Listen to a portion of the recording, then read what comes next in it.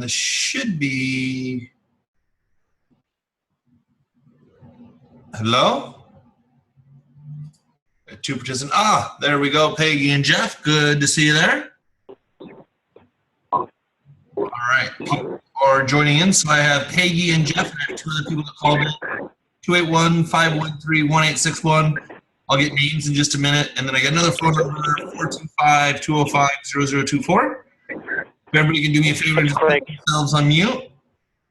425 area code. Craig, that's you? Yes. Great. I'm going to rename this here right here to make it easy. All right, Craig. Thank you very much, Craig. Good to see you here, sir. And I just had. Yep. Who's area code 281? That's Peggy and Jeff. Peggy and Jeff. Good to see you. I'm going to go ahead and change this. So all right. So 281 is Peggy and Jeff. Awesome. Awesome. All right, I got Peggy and Jeff. Peggy and Jeff, did both of you guys call in from two different places? I have one on the computer and one on the phone. Is that right? Which is fine. I shouldn't be on computer. Just the phone. Okay, not a problem. So Peggy and Jeff, got that. Peggy and Jeff, I think you guys quadrupled yourselves. Whatever you did, if you can do that with your production, it would be awesome. I got a phone call, a computer, another phone call. This is awesome. I'm sure you guys did everything right. I've had problems with this thing today as well, too. I think that's it. We're going to wait just another minute or so. I accidentally opened this thing up and then I closed it right away. I'm not really quite sure what happened or how I managed to do that. But really, one of the things I want to jump into is when we get going here in just a second, I really like the discussion that we had last time when we went over individual funnels. I'm traveling a bunch this month, so usually I'm towards the end of the month. This time they put me towards the first of the month just because of traveling, so I know it's pretty close to what we talked about before, and I'm happy to answer some follow-up questions. The first thing is can everybody hear me okay? You can either type in the text box or just say it out loud if you can hear me okay. I want to make sure it's not echoey or anything else. Can everybody hear me? Yep. Great. Remember, if you haven't already done so already, make sure you mute yourself out. What I'd like to do is, I'm just going to wait another minute for people to get on, but I would like to hand over screen access to someone so we can kind of go over funnels, start talking about what's happened since we last talked, but really obviously with an emphasis on Facebook ads. But either I want to look at retargeting, I want to look at targeting for likes, boost page engagement. I want to look at all of that stuff. So who would like to be the first guinea pig, the first person that we go over their funnel, start talking about some of their ads? There's always so much new fun stuff I can teach you, but the best thing is just walking through it on a live case example. Is there anybody here that wants to walk through their funnel? I don't want this to be a really short call. I plan for a long call. I want to go over as much as possible.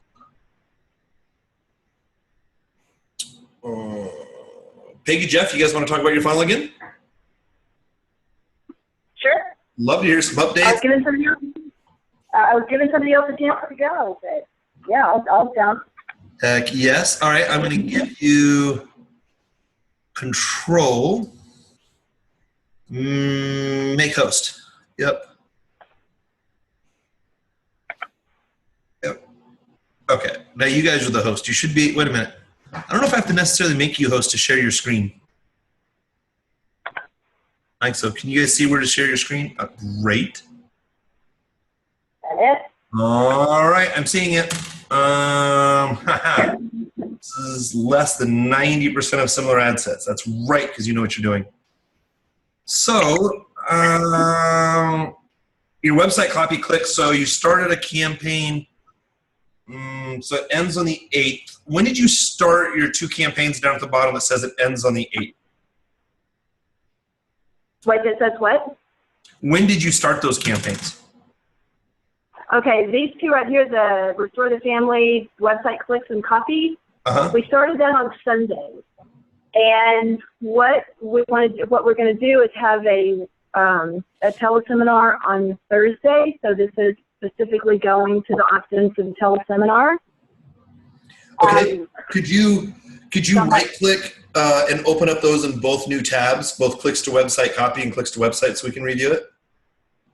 Awesome. Awesome. Let me shut the door. It's a little loud in here. I'm just All right. testing the headlines between these two. On the Facebook side, they're doing pretty good, but on the opt-in side, it's costing me like almost $8 a lead. How much? So almost $7.89. $7.89. Okay, let's take a look at this real quick. So the first thing that I'm going to look at, as soon as I look at this, right, I'm looking at 18-cent website clicks. Okay, 133 clicks. That's pretty much quantifiable. Go over to the right-hand side where it says columns performance. Now, what time did this get started Sunday? It was late in the afternoon. Okay. Late afternoon, early evening. Go to performance and clicks first. All right, so the next thing I'm going to look at is frequency. Looks like you got a lot of room to scale. Cost, 18 cents, great. Daily budget, $20. Okay, we'll talk about that budget in a second. Click-through rate, 2.45. I assume that this is aligned with our avatar because of the click-through rate and the cost per click. Link clicks, you about 133. That makes sense. So go ahead and drop that down to leads. Yep, you know exactly what I'm talking about. Perfect. Leads and reports, or leads and sales reports. All right. So it's not tracking leads for some reason, is it? You have a thank you pixel on your, or you have do you have an opt-in pixel on your thank you page? Oh, I'm not sure. Okay. Let's go ahead and take a look. So go ahead and do me a favor where it says underneath objective on the right-hand side, it says clicks to website, see post. Click on the see post right-hand side. Yep. That's going to open up the post, and let's take a look. Okay, so great. Go ahead and click on that image. It's going to lead us over to the side. Okay, great. Now, okay. What browser are you using? Are you in Chrome right now? This one is Chrome. Perfect. So what you're going to want to do is, I don't see the Facebook Pixel Helper. Do you remember us talking about that at all? I do. I thought I had it. Well, let me show you how to do this. Right here? Nope. Well, that's the code. So go ahead. Let's go ahead and go back to the page. Yes. Let's go ahead and go to another tab. Just open up any other tab. And type in FB space Pixel Helper. FB space Pixel Helper. FB what? FB space Pixel Helper. Yep, right there.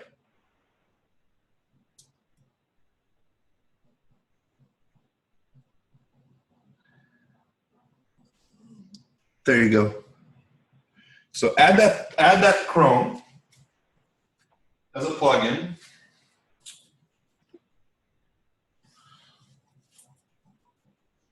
All right, there we go. It's right at the top right there. Great.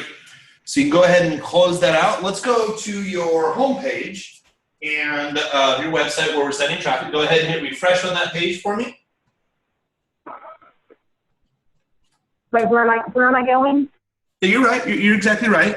All right. So on this page right here, I mean, you're running enough traffic on a regular basis. I want to talk about your retargeting a little bit. Yep, go ahead and click on that right there. So I don't see that there are any pixels placed on the page. So we're missing an opportunity to retarget people. I mean, you're getting clicks at pretty cheap, but like you said, you're just not getting a lot of opt-ins yet, right? Right. So the first thing is we're going to want to retarget these people because people don't opt in because they don't have enough information to opt in. They're confused about something, or they don't know why to do it right now. Okay? So we're going to want to put a retargeting pixel there, and we'll do that in just a minute. I'm going to walk you through that, but I'm going to read the copy here for just a minute and just kind of soak this all in. So Has their betrayal been taken everything you hold dear? If so, read on. Now, you guys have run, I mean, a good amount of traffic before. So this is a teleseminar. It's costing you $8 leads to get in. Now, just to make sure, are you emailing your list on a daily basis to also have them join this? Yes, definitely. Okay, great, great. Let's read this. Has there taken everything you hold dear? If so, read on. If you ever experienced guessing all your decisions, situation, it's a free training, you discover. It's done one thing you claim your power back with your partner. Step-by-step process for you to follow, even if you don't know where you stand in the relationship.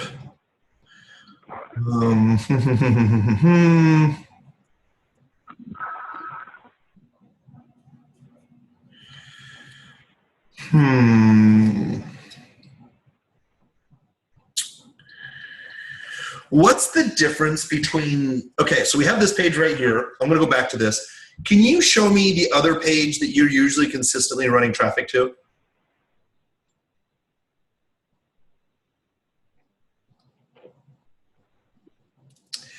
And I can't remember, when you're consistently running traffic, aren't you getting leads for just a couple of bucks? They're anywhere between like 70 cents and $1.15.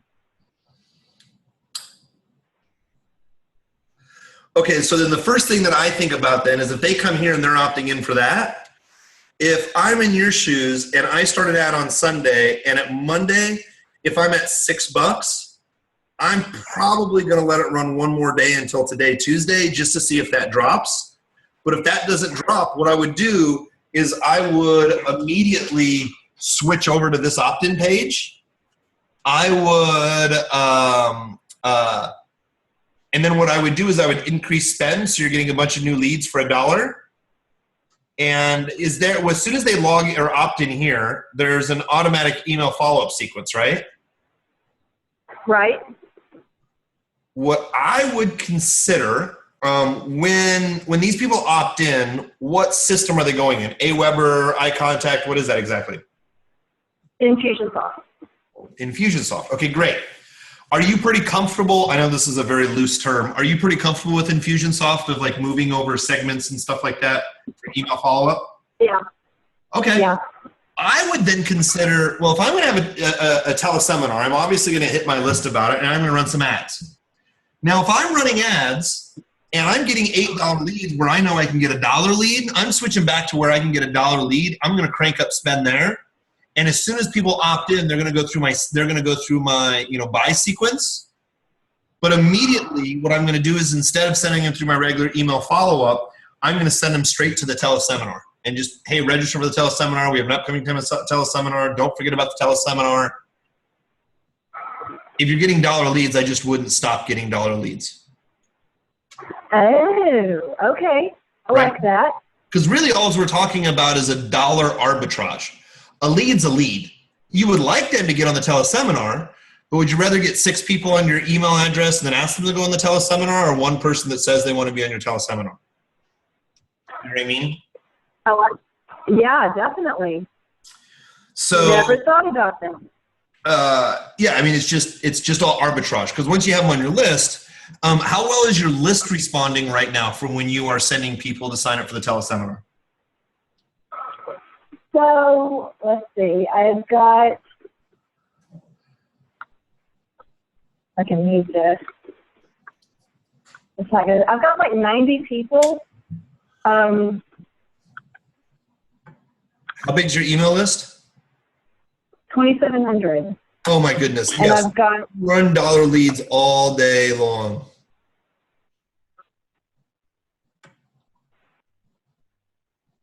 It's going to be slow. Yeah, I've got 87 on my webinar.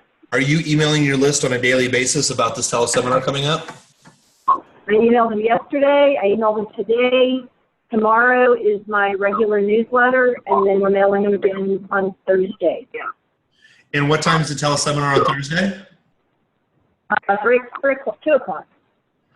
I would send out one email in the morning, like 8 a.m. And then I would also send out another email like 15 minutes before. Well, actually, since you're on Infusionsoft, I would do a half an hour before. Okay. That'll help get people on the call. But what I would do right now is, if I were in your shoes, I would always be running people to that opt-in if I'm getting dollar leads. I would, in my opinion, I would increase spend. Like if I were in your shoes, I'd be spending easily $100 a day. And again, I'm just kind of giving you some comparison. I'd be spending $100 a day in leads, getting 100 leads a day. My goal would be to get 700 to 1,000 leads a week if possible. Because what ends up happening is, I know we're talking about, let's just say $100 a day, right? I mean, really we're talking about $700 for the week. That's pretty expensive. But you have a $597 upsell, is that right? Yeah, $497. $497. So I'm going to look at closing 2 of those a week. Because if we can close 2 of those a week and we're getting 1,000 leads a week, right? 900, 1,100, whatever. Let's just say 1,000 leads a week. Now all of a sudden we're talking about selling, what is that? 2, 4, 6, 8 in a month. 8 in a month doubles the size of your list that you have right now. Like it just as a comparison, there's not a lot of places where you can get leads for $1. So you already know that you don't have a problem getting leads. So that's great. You have more leads than offers, right? And the next thing is how often you follow up to offer them something. But you have a great rate to get in leads if you could just continue to haul in leads. Okay, I'm up for that. Does this all make sense? Our issue is that we're just not selling much on the back end. Okay, so you get leads for $1. And then how long is your follow-up sequence in your funnel? Well, I've tested a couple of them. One is like eight days, and one is 3 days. Okay, what happens after and the 3 days? What's that? So help me walk me through this again, just so I can remember. In 3 days, we're going to cover what in 3 days once I opt in? Well, the 3 days is based on Ryan Dice's email machine, because I was just trying something different. Absolutely. And for that one, we've got, wait, let me go back to the other page. I think it's like 212 people in that funnel, and I've sold 0. And 294, right? So you get 294. They go through a 3-day process, and in those 3 days, the emails that they get, those are asking people to buy the $47 product? Correct. Okay, so they get 3 emails. Are you sending them back to, I can't remember, is it a video sales letter? It's a regular sales letter, but it's for the videos. How can I trust you again, videos? Can you pull up that page for me? So I've got 2 of them. When after they opt in, I really shortened it. I mean, it's I don't know, it's a lot shorter. And then when they get the email series, it goes to a somewhat longer. That's no good.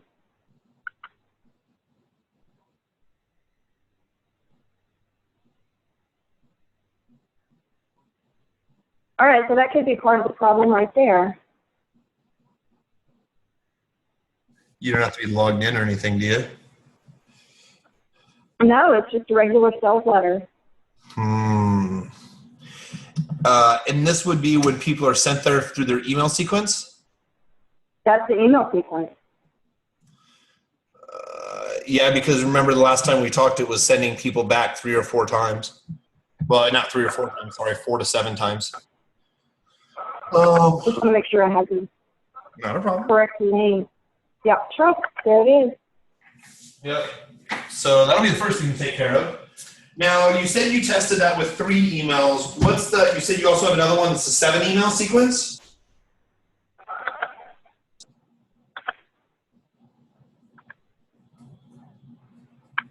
I'm sorry, what were you asking? Somehow the page wasn't there. That's okay. You said you have a 3-day sequence. You also had a 7-day sequence. Is that right? Yeah, I've got both sequences, but I've flipped everybody over to the 3-day, I guess about 2 weeks ago. How many leads have you run through the, so that was 200 and some leads. Okay. Yeah, that was a 293. So number one is after the, yes, after the 294. After they're emailed 3 times, then what do they get from there? At this point, they just get our weekly newsletter. Weekly newsletter. I don't have any upsells. I mean, we've got the 497 product workshop, but I'm not promoting it. Okay, let's talk about that for just a second. I'm going to ask you some common sense questions, and I don't want to offend you or anything else like that. Is when you say you're not promoting it, any reason why, or just kind of a reason to promote? Like, if you were to promote that that you were going to have a webinar once a week, would that help? Well, this is the first webinar that we're doing, the one on Thursday, and that one is going to promote the workshop for $497. You know, we're just getting our feet wet with that to see how it goes. We've got ideas for additional webinars, or actually teleseminars. We're not doing the PowerPoint deal. But we have other ideas, you know, for different ones if this one doesn't convert well. But like I said, we're just now getting started with it. Okay, so here's a couple ways that I would look at it. Number one, if you're getting leads for $1 or less, like you just keep running leads because you're obviously getting leads, right? Now, if you're not selling in the first 3 days, then there's something else that you could be selling or bringing them to some type of information, right? So just because they saw your information 3 times, maybe it's not in a way that that they've seen it where it compels to them, right? So we got to give them more information. We got to give them more information of a reason to buy and why they need to buy right now. So I'm thinking if I'm getting dollar leads and they go through, let's just say, a 5-day sequence, right? I've sent them back to my sales page 5 different times. If they haven't read it by now, they're probably not interested in my sales page. Notice I didn't say not interested in my content, right? Right. Once a week, I know you send out a newsletter, which is great. What I would consider doing is even weekly, holding a weekly, like we talked about the webinar series, but holding a weekly teleseminar. This week, we're going to be covering changing the title just a little bit, changing the content just a little bit, not much, and then selling your service. Because if you go back to your Infusionsoft, how many leads do you have registered for the Nutella Summit? 87. Okay. Do me I got a calculator in front of me. We're going to pull out the handy dandy calculator. So 87, and your total lead count that you have right now is 2793. Is that right? Correct. That's correct. Hang on. So you have 87 people registered, and let's just be fair. I'm going to give you 2 numbers. One number in the last 30 days is you've gotten 1,010 new leads, right? Right.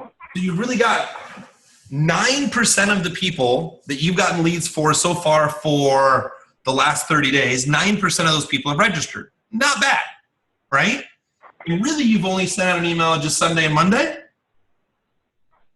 Well, yesterday and today, yeah. So you've only sent out 2 emails. That's great. So you got about 8%, right? Let's just say 9%.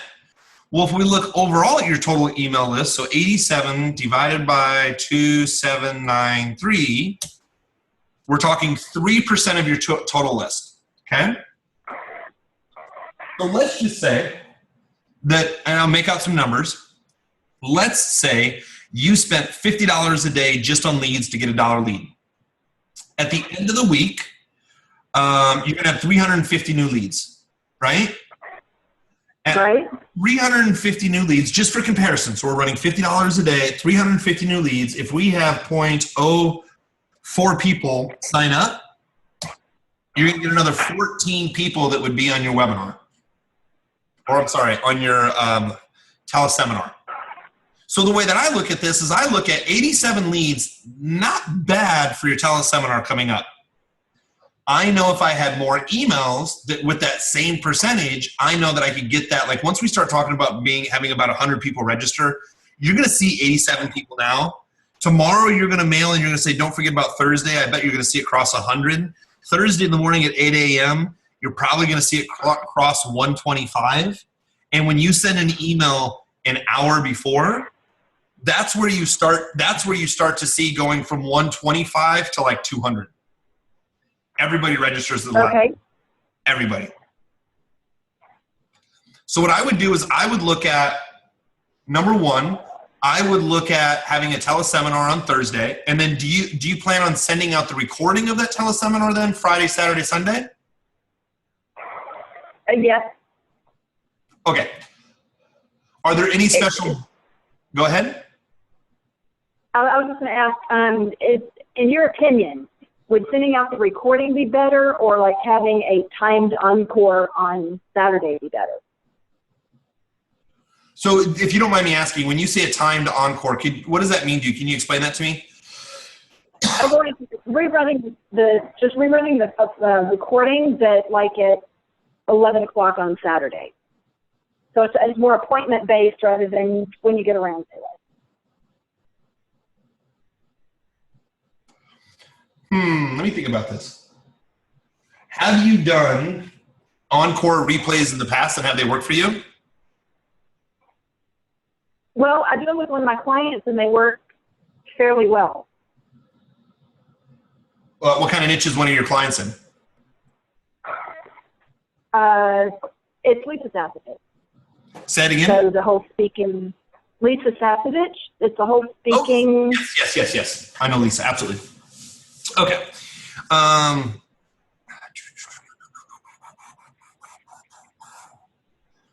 me think through this process for just a minute. Didn't mean to throw you a curveball.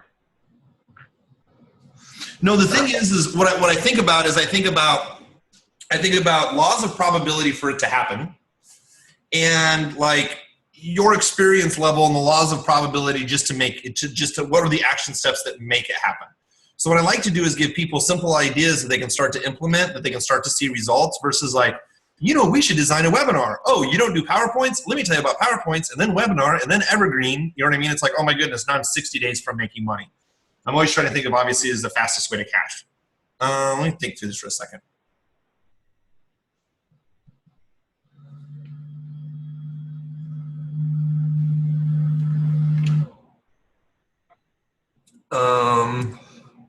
Okay. So the first thing I look at if I'm going through a sequence with a client is I say, all right, I'm going to walk from the very beginning of the funnel for ads, and then we're going to talk about your follow-up process, and then I'll answer the question about the recording and the encore. Okay? Okay. So if you think about your avatar, from what you may know, just taking some rough guess, do you think people are opting in for your information because this is something they recently went through, they could have gone through 3 months ago, 6 months ago? When you see people join this, any idea what part of the process they're in of recovery? When people join this, what part of the recovery? Are they just found out? Is it fresh? Is it older?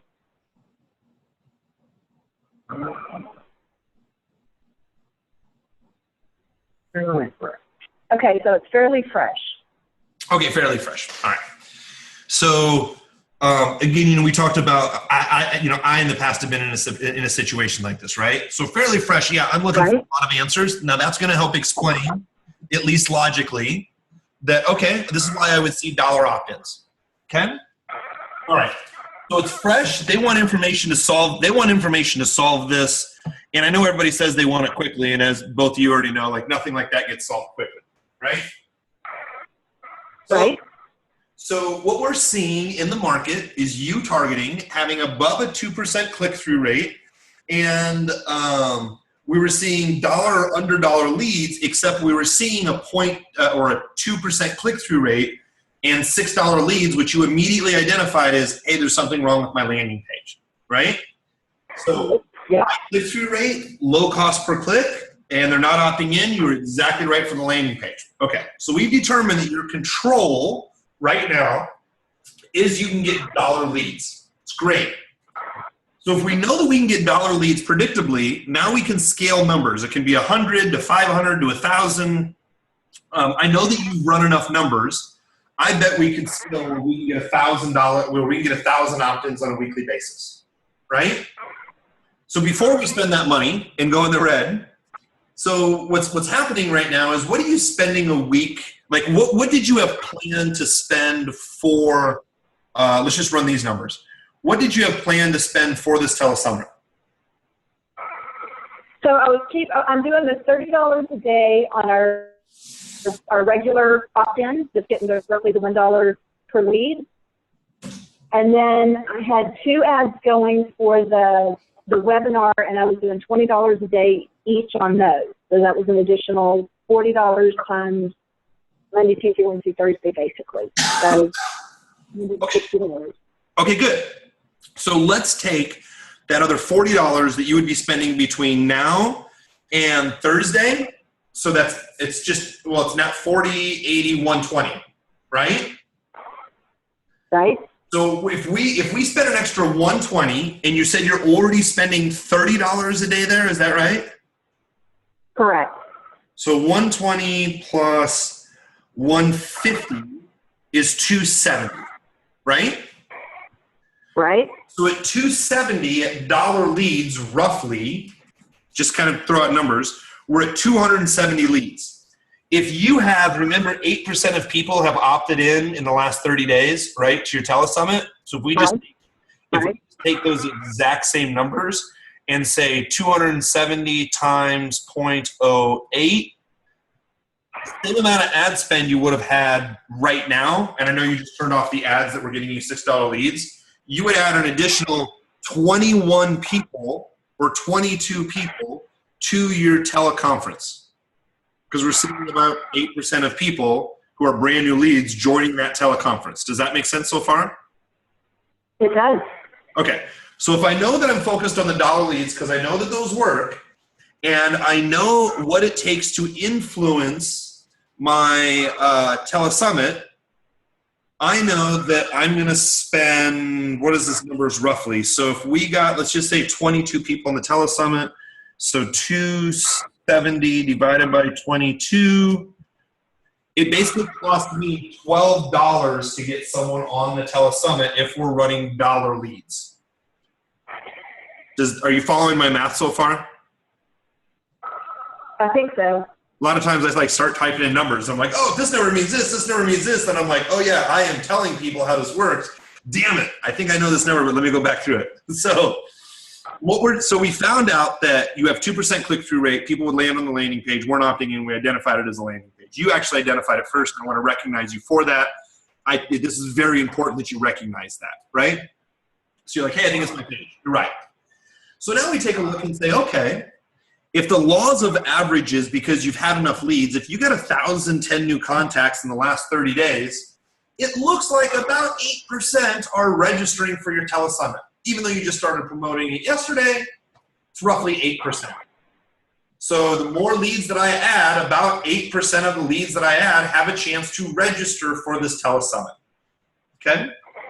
So I know right now my cost roughly is about $12 to get someone from very cold traffic onto a telesummit.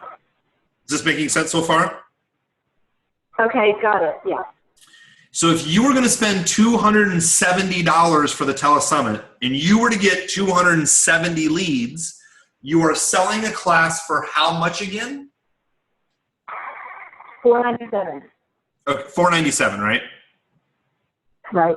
Okay. Sorry, there's a little lag in here. That's why sometimes I was curious. So here's the way that I look at it. I know I can get dollar leads. I know what opt-in page works. I know it costs me $12 to get to the telesummit from our current numbers. Okay, great. I also know that my budget total is $270, but I'm selling something for $497. I'm expecting subconsciously to double my money, even though I don't have enough people on there to even necessarily know if I'm gonna if this is gonna work.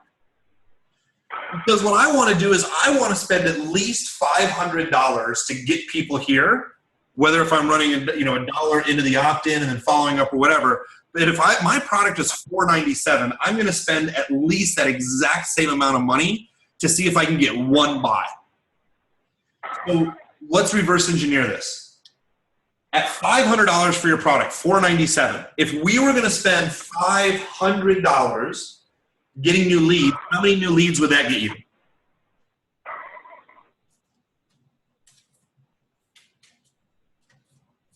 Hello? Yeah, I'm sorry. Did I cut out on you for a second? Yeah. If you were to spend $500, right, in this hypothetical situation, if you were to spend $500 for marketing, how many new leads would you bring in? Roughly 500.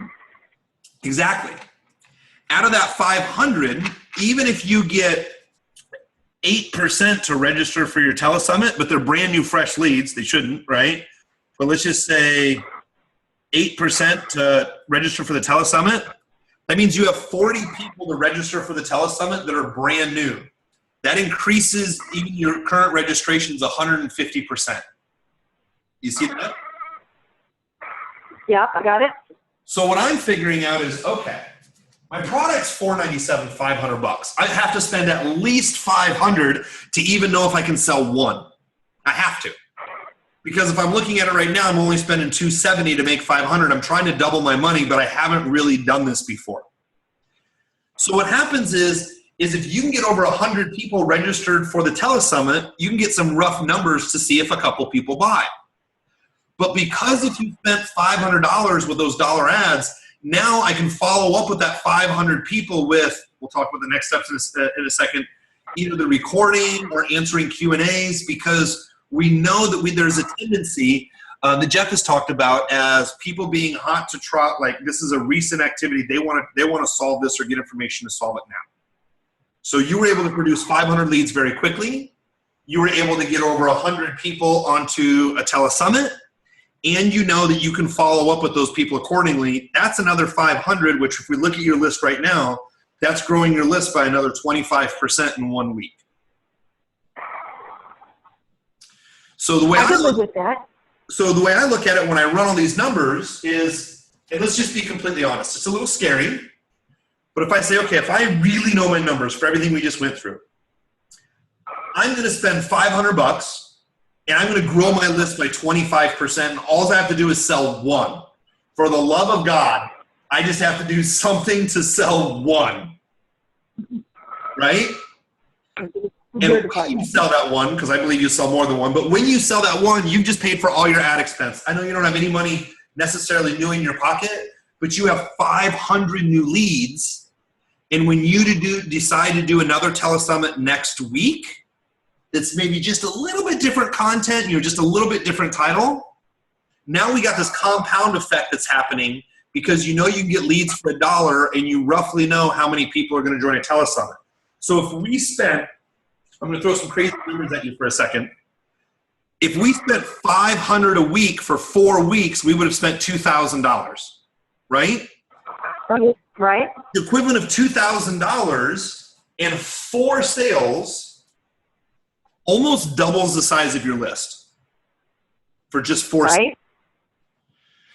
If you had 4,700 people on your list starting out November 1st, do you think you could get at least 100 people to show up for a telesummit? I would hope so. You just doubled the size of your list and only had to sell 4 without selling any of your 27, 37, 47, whatever products. You've only sold 4. So the way I look at this is I go, okay, if I only have to sell 4 in a month to double the size, almost double the size of my list, I'm going to figure out if people want this information quickly, what can I do to increase the revenue quickly? So you've tested a 3-day follow-up and you've tested a 7-day follow-up, right? There's something that's just not clicking there. So as I would look at, are they getting enough information? Is it too overwhelming? Am I giving them a chance to take action? and I'm looking at those 2 follow-ups, I would immediately, I would do a webinar. You're doing a telesummit. Freaking awesome.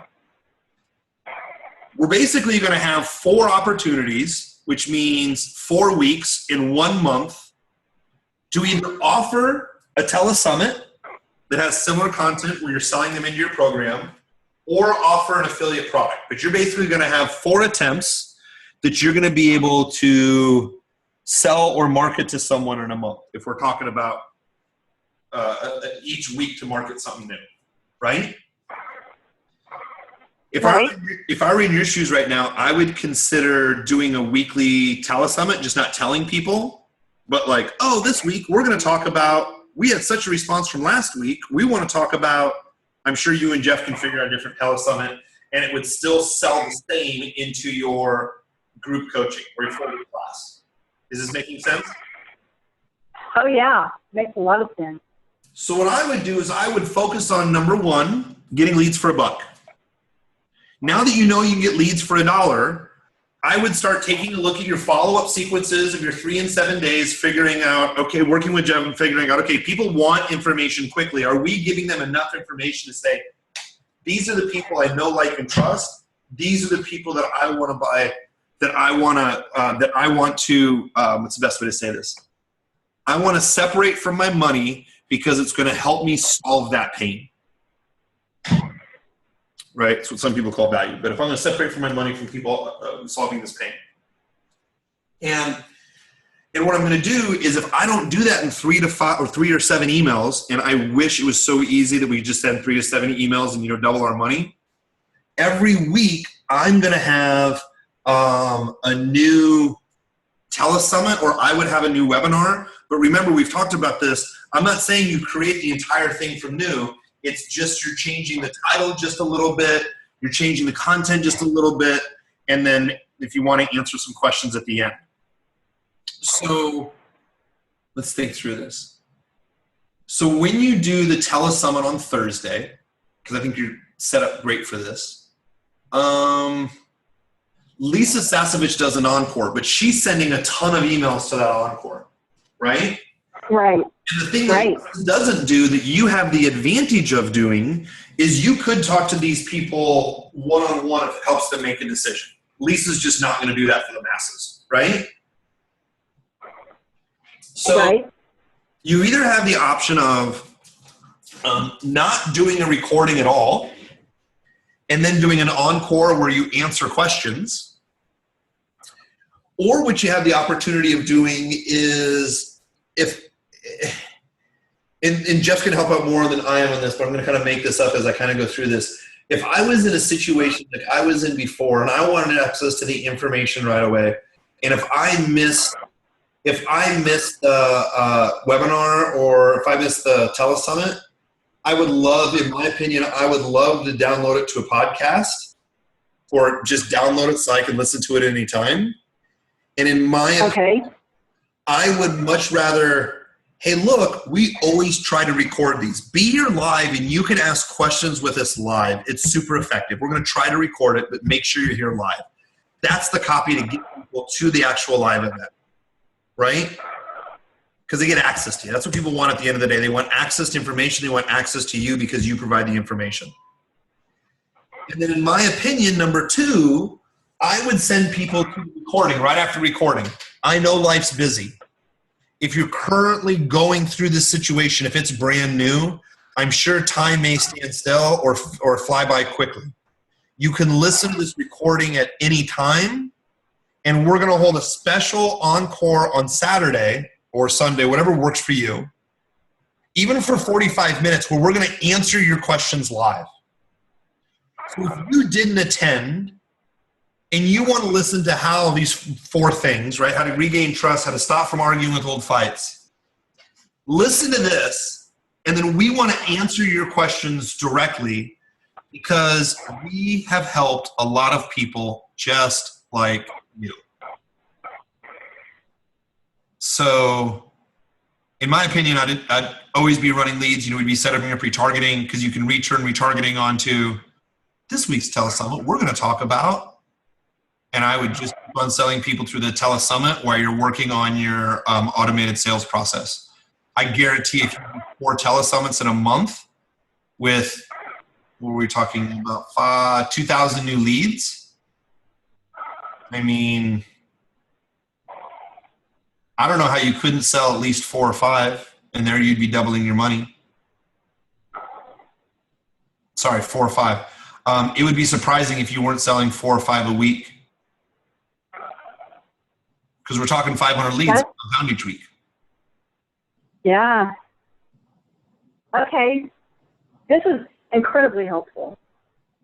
I think, and I don't know, so I don't know what this is. Like, I was talking to a friend of mine who is kind of a side subject, but very interesting trait, and I want to share this with everybody, is, I paid a guy last week. It's funny to say this. I paid a guy last week $10,000 to hang out with me in what we like to call the Loft in the Sky, which is I have a place over Austin that overlooks downtown, which is gorgeous. And he's taught Tony Robbins on how to sell from stage. Oh, wow. He's taught major people how to sell from stage. So I want to speak more from stage. And I go, the thing about Tony Robbins that absolutely just blew me away is walking into Tony Robbins, Tony was selling information very similar like what you guys are, that you can sell for the next 5, 10, 15, 20 years. However, for like what I teach for Facebook, it only is really good for 6 months to a year. Facebook changes, there's new patterns. That's why kind of like I was talking to Todd and those guys, and I'm like, I could show everybody the latest, greatest interface of Facebook, but what I found that a lot of people face is not knowing exactly what their numbers are to feel confident enough to make decisions, where I'm looking at your stuff seeing $1 opt-in, 2% click-through rate. I'm thinking, oh my goodness, most people have a lead problem. That's not a lead problem. And then I know that you're not selling much in the first 3 or 7 days, and that just tells me, well, you've got good information. You've obviously done this for years. And I'm not saying the page, I'm just being honest with you. The page isn't super pretty, but you're already getting dollar leads. Who cares? So then I think, well, you are both professionals, so I know getting in front of people is great. Sometimes that's hard to do through email. You said you didn't like to do PowerPoint, so you'd rather do a telesummit. You've done it before. Great, if that works for you, great. Now, I would just run the telesummits on a regular basis while you're working out, and you'll find, I guarantee, you'll find a telesummit that you'll change just a little bit. And all of a sudden, a lot of people will start to buy. And by the way, if you don't mind, and if everybody else is okay, I would like to just go over a couple of pointers for your telesummit to help you close just a little bit more on it. Absolutely. I used to run call centers for 15 years, so very language and sales is really big. But the thing is as I was getting back to paying that trainer $10,000 here, is most people just don't know their numbers in their funnel to have the confidence, and this is an age-old tradition of knowing exactly what buttons to hit, not what ads to make, but what buttons to hit to really scale their business. So when we talk about profitability and scale, I don't see that you can be profitable if you're running $270 and only collecting 270 leads. Because right now, if your follow-up process is 3 and 7 days and you have a lower price product and it's not working, you have to sell a higher price product, and that's what you have at your $497. So you're in a good spot because you have that $497. Okay. So now I'd consider doing a live event every single week, that telesummit, changing the title and a couple of bullet points. But I guarantee 4, 5, 6 weeks down the line, you're going to find a telesummit that just closes. And you're going to be like, this is exactly what we're going to put right outside that 3-day sequence. This is exactly what we're going to lead into. Okay. And then that helps with your follow-up. Does this conceptually make sense? It's a lot of stuff all at once, but... No, it does. Yeah, it absolutely makes sense. Okay. So yeah, keep running leads. We'll set up retargeting. But keep hitting up your list. And I would take all the spend that you turned off and turn it back to your back to the dollar leads. Mm-hmm. And I don't know how to do this in Infusionsoft. Okay. I'm kind of dreaming about it. Maybe you can. And I would focus on emailing those people to join the telesummit. I would aggressively email those people twice a day, like people who opted in within the last 24 hours, people who opted in within the last 2 days. So you know you're only targeting those people aggressively that just opted in, because they obviously didn't buy. So let's get them on the telesummit since they're obviously hot to trot. They just opted in. Okay. I wouldn't be surprised if you. Yeah, that's it. Sorry, go ahead. Go ahead.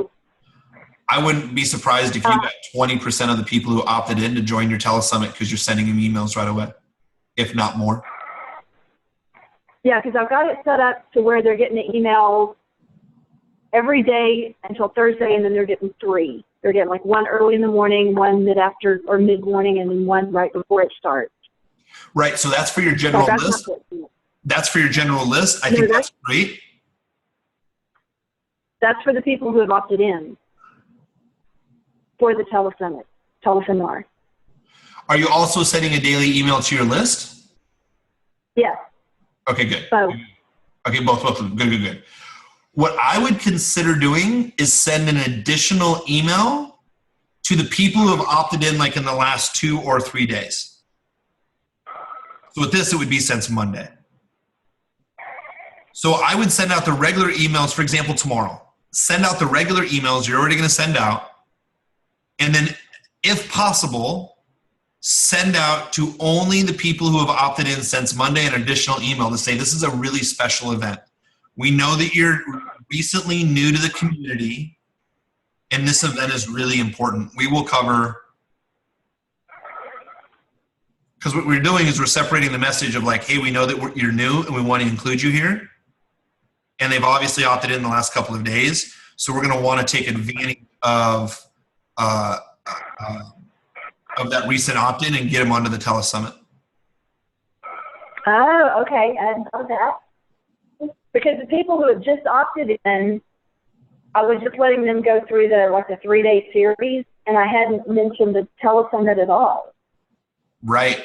So if the 3D series, you've already told me you've had a couple hundred opt-ins go through there, right? You've gotten good numbers. I mean, they're not 1,000 people, but at 275, it's a pretty good sampling.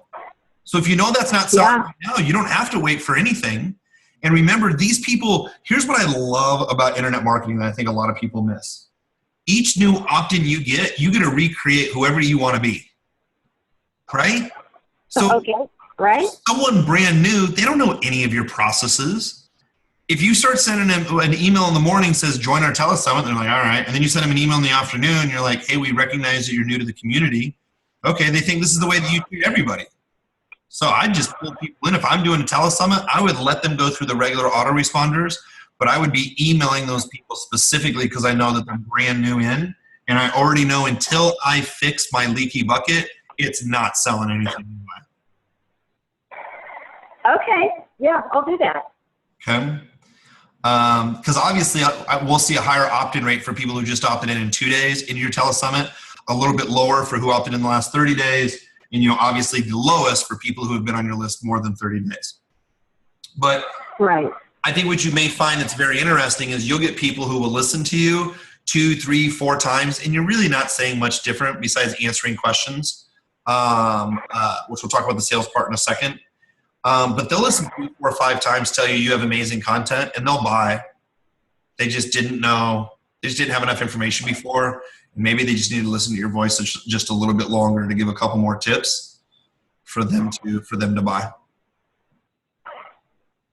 Now, okay, we've been covering this for about an hour, so I have 2 questions for you. The number one thing is, do you have any additional questions? We covered a lot of stuff here, and we basically just kind of reversed math, figured out where we got the cheaper leads, and figured out how we're going to make an effective follow-up process because our current one isn't working as well.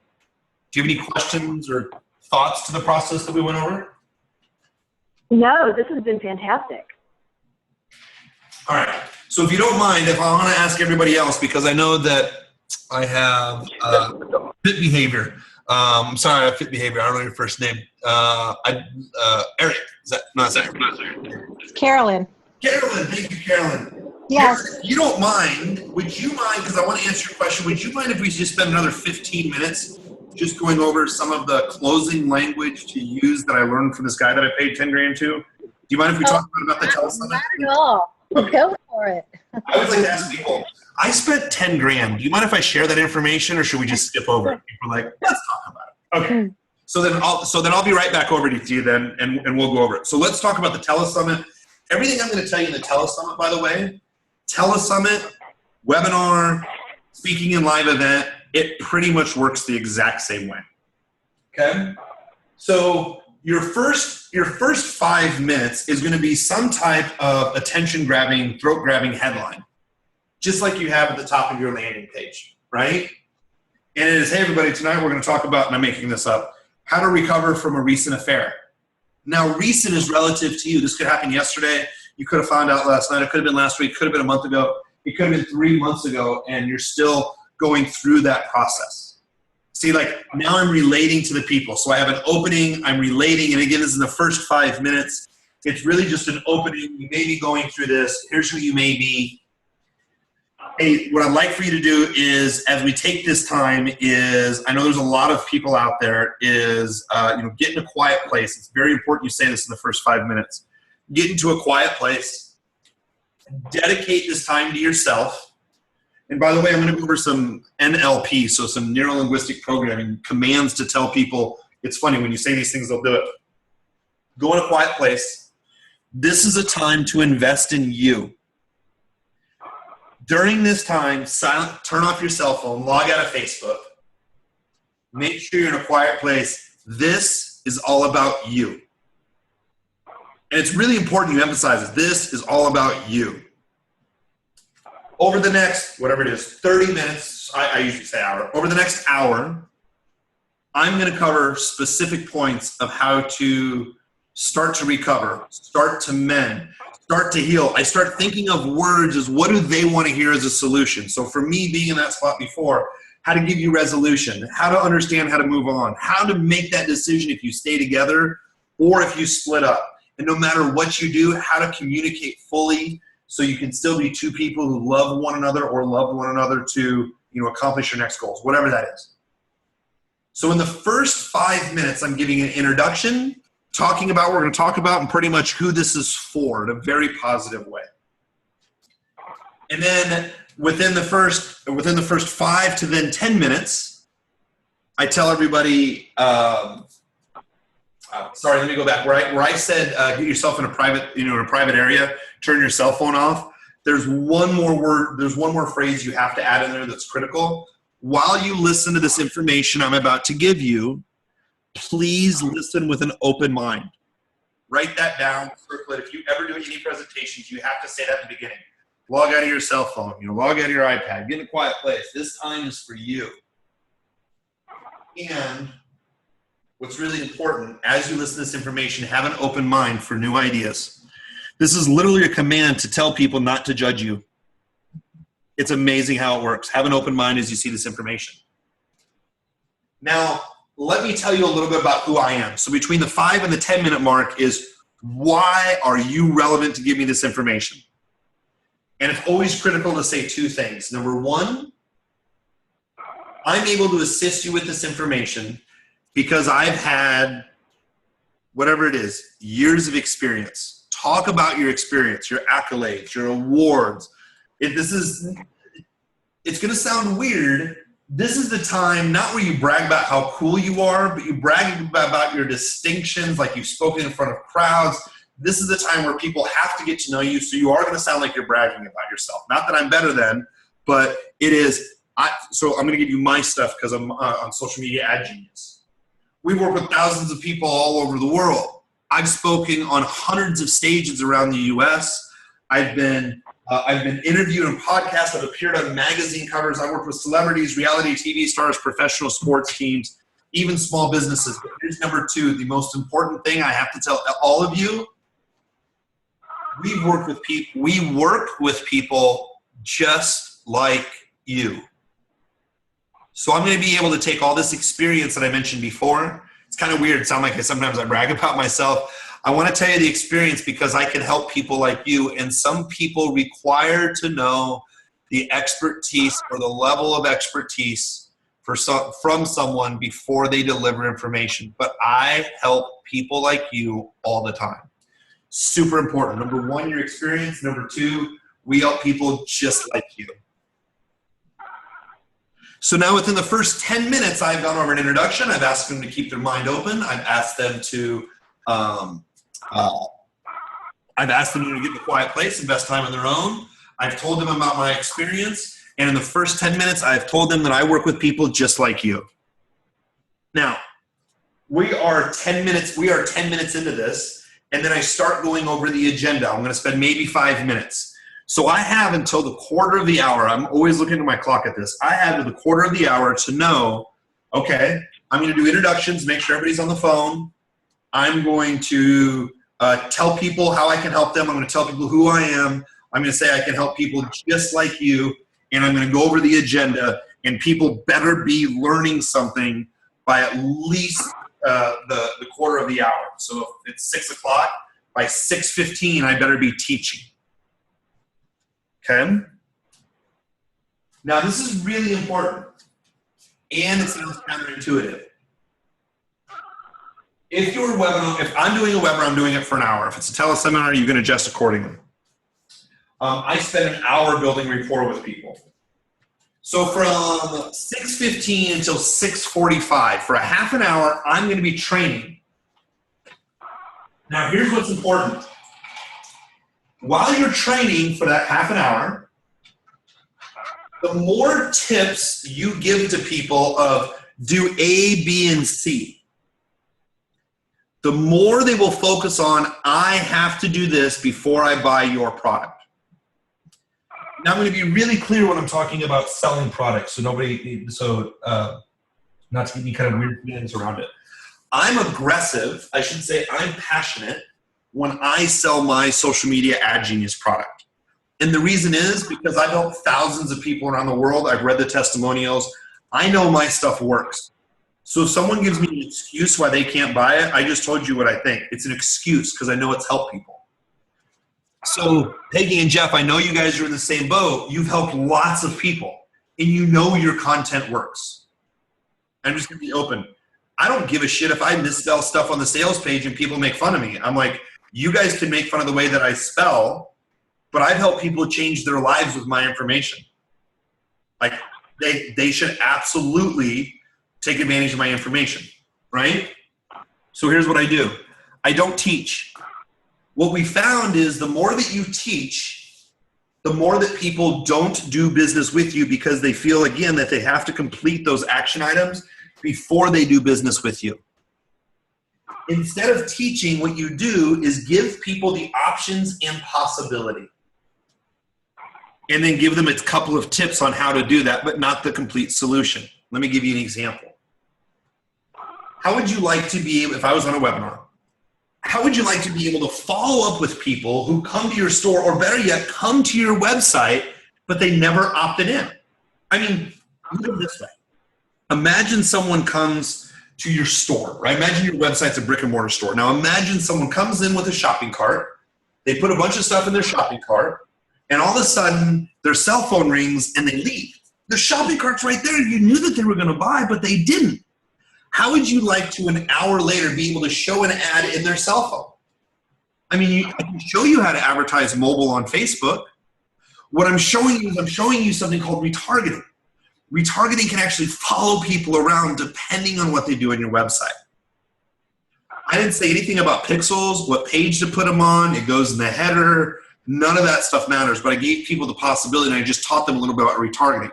So if you talk about, it's just for relationships, you know, one of the things you may want to do, and I'm just, again, talking from my experience, one of the things that you may want to do is you may want to know, can you ever trust this person again? Yes, you can. But it all comes about communication. And it comes to a sequence of questions that you ask each other on a regular basis. Now, let me give you, there's 10 of them that I think are critical. Let me give you 2 of them that me and my wife use all the time. But this is absolutely important. Because if you can ask a sequence of questions in the right manner on a regular basis, you actually rewire your brain. It's very interesting how this happens, and especially as we start to communicate. Women's endorphins start to flow, they communicate more, and it's kind of weird. Men work differently, where their brains start to shut down, where they hear women talking a lot more. But we're going to show you how to communicate a little bit better, make sure that that doesn't happen. I just gave 1 or 2 techniques. Everything else I talked about is here's what's going to happen, here's what can happen, here's what we can help you accomplish. Does that make sense? Absolutely. Okay. Wait, hang on. What? So if you don't teach, what do you do? I'm sorry, go ahead, say that again. The possibilities. What would it be like? He was asking if you don't teach, what do you do? That's what I'm saying, is just like I was just telling you stories about retargeting, right? Here's the option. Here's how Absolutely. what you do is you tell people. So for instance, like again, if I'm sitting on the other end of the phone and I'm listening, you may be in the situation, and like if you guys were speaking to me, hey, you may be in the situation where this just happened really recently, or it could be years ago. It depends on where you're at in your situation. Now, you may be even thinking right now is, can I ever trust this person? Or can we really ever communicate again? And I can say yes, absolutely. And it comes down to communication and some critical questions, which I'm going to teach you here in just a moment. But there's some critical questions that you can ask, but it really comes down to communication. Asking the right set of questions can really develop a relationship. Let me just give you one for an example. See, so I'm talking more about communication, how it can help them give the end result. So they know that communication is the way, but they don't know the exact questions to ask, and this is why they buy your product. So the way that we really teach it is people, and this is, I mean, it's just true. It's funny. A guy had told me, who's taught me a lot about direct sales, he made his first $100,000 in a month by selling coagulated jelly beans in a jar that would basically get caught up in the manufacturing like community and like would clump out, like they wouldn't come out of the jar. They were weight loss jelly beans. People believe more in the dream and the outcome than they do about the task. That's the deal. So people want to dream what's possible, know that you're the expert that can get them there, and then they want to buy your solution. And when they buy, they have a higher probability of taking action. If you teach them on the webinar, they feel they have to do it before they buy. And many times people treat free information like, well, you. Does that help? Okay, so let me see if I'm following you. Absolutely. Okay, are you giving them information that addresses some of their questions of resistance, or are you feeding the fantasy? I'm not clear because you gave examples that could fit into either category. Great clarifying question. Great clarifying question. So I'm going to answer this in two different ways. So I'm going to kind of finish up how we do the webinar. I'm going to round out how to answer that specific question, because it's a two-part question that's brilliant, and I'm glad that you asked. So what I do is I talk about possibilities. A lot of people didn't realize that through communication you can learn X, Y, and Z. And then what happens is as I teach to the quarter of the hour, so 6:45, from 6:45 to 7 o'clock, I am filling in the gap saying, remember where I talked about communication can help you stay together? That's actually what I'm going to cover in week 1. I have a solution I put together that will lead you step by step and give you some of my best teachings. And remember when we started talking about that, though this may be new or old for you, that there are certain questions that you can start to ask yourself and your previous partner or current partner to help you through that. See, that's what we're going to cover in module 2 as well too. So I'm rounding out what I gave people the ideas where I'm saying, hey, the blueprint's right here on the other side.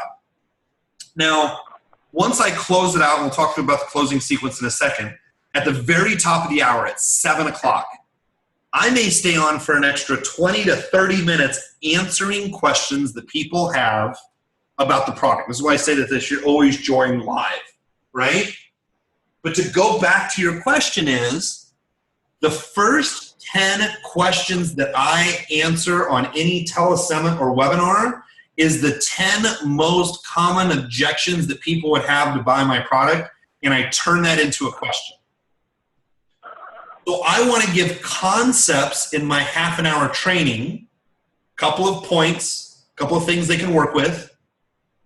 I want to say, look, remember I talked about these concepts? My plan from a quarter till to the top of the hour, my plan is right here that you can purchase that will give you all the answers and the outcomes of what we just talked about for the last half an hour. And then when I start taking questions at the top of the hour, I say, hey, everybody, I'm going to answer the most common 10 questions that people ask. If you have any questions, get your questions written down so you know what to say when you're on the phone. But I'm going to cover the top 10 questions. The first question I have is, remember, these are my objections. The first question I have is, how will this work for me if I went through a relationship 3 years ago where this happened and I have a problem with trust? It's a great question. We can show you at many different levels. So my first question, I'm basically overcoming the objections, And then if anybody has any questions after that, I'll answer those and then move and get off the phone. So I'm telling the story when I'm training, saying the answers are here when I'm closing, and going over the objections in the Q&A section. Does that answer your question? Yeah, it did answer the question, but you are marvelous at dancing around things. What do you mean? Rather than answer the question directly, you dance all around. I have to listen, the answer's there, but it's not straightforward. That's okay. Okay, that's fine. That's fine. That's fine. I'm happy to go through it. I wanted to complete the sequence. So yeah, you took me through the process, so I know how to do the process. Yes. You made me dance to learn the steps. The thing is at the end of the day, it's a Lego piece. And when you put the Lego pieces together right, people want to buy. And when I say when people want to buy, they want to move forward with you, and I know your information can change their life. So what a lot of people like to do, and what I did very early on when I wasn't selling much at all, is I wanted to teach so much, and I'd teach for 60 to 90 minutes because I just wanted to show people how to do things differently, and I wouldn't get people to buy. And if I didn't get people to buy, I knew they weren't going to take action, and I didn't have the money to teach them full-time for free. So once we started getting more paying students, I started having more success stories. So I get really passionate on how we structure the whole thing, just to get more people to join you so you can assist in, influencing these. That makes sense. Yeah, that's good. So sorry to kind of dance around it, but I hope that helps. No, if it helps, it tells me that I need to do part training, part dancing lessons. That's what it tells me. I mean, it sounds weird to say this when I say this, but I say this all the time to people. People want to be entertained more than they want to have their solution. And sometimes they just have to have that entertainment and dream of those possibilities and the concepts before they're willing to do the work. If someone can't believe that they can lose weight, they'll never work hard to do it. True. So we sell the dream of the possibility. That's good. Awesome. Yes, love the leads you guys are getting, and obviously you guys have an amazing experience. I love what you're doing for people, and I hope that helps. I think it helps.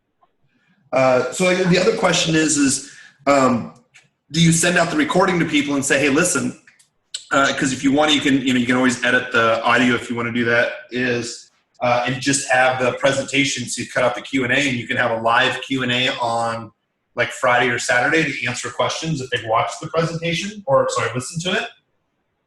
Sometimes it gives a little bit more personal access. So Okay.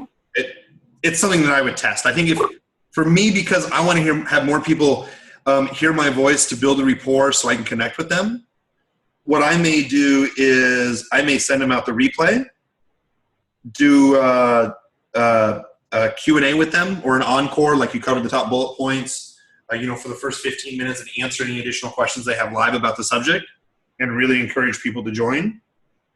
And then I would say, even on the teleseminar, like on the Q&A section, if you have any questions in the next 24 hours, call this number. Do you have any bonuses that you give away with your course?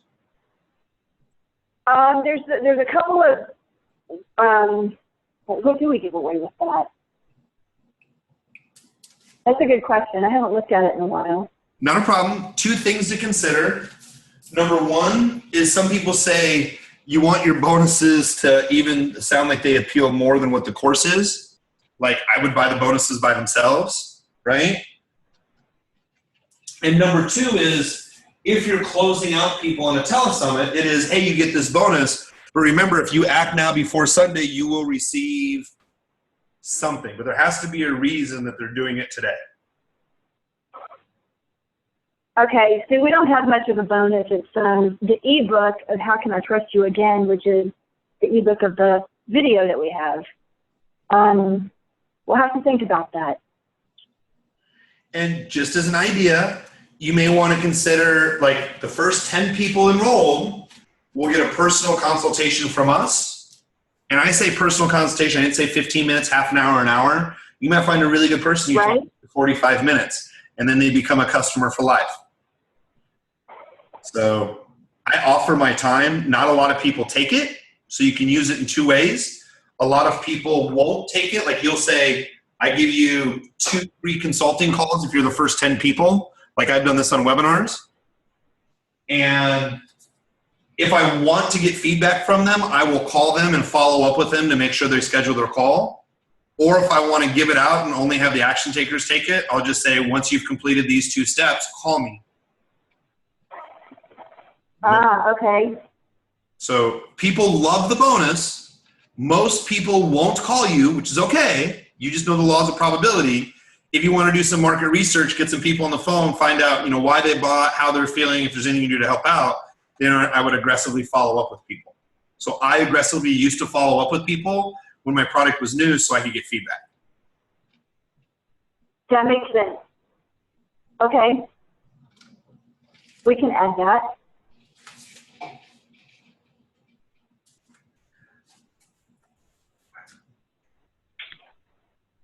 Very cool. This has been really helpful. Good. Good. Yeah, let me know if you have any questions. Like I said, send me an email, give me an update. Love to hear it. Okay. Okay. A little over. Thank you. Absolutely. Okay, so fit behavior. Cynthia? I'd love to go next. Craig, you got to run? I'd love to go next, Kurt. This is Craig.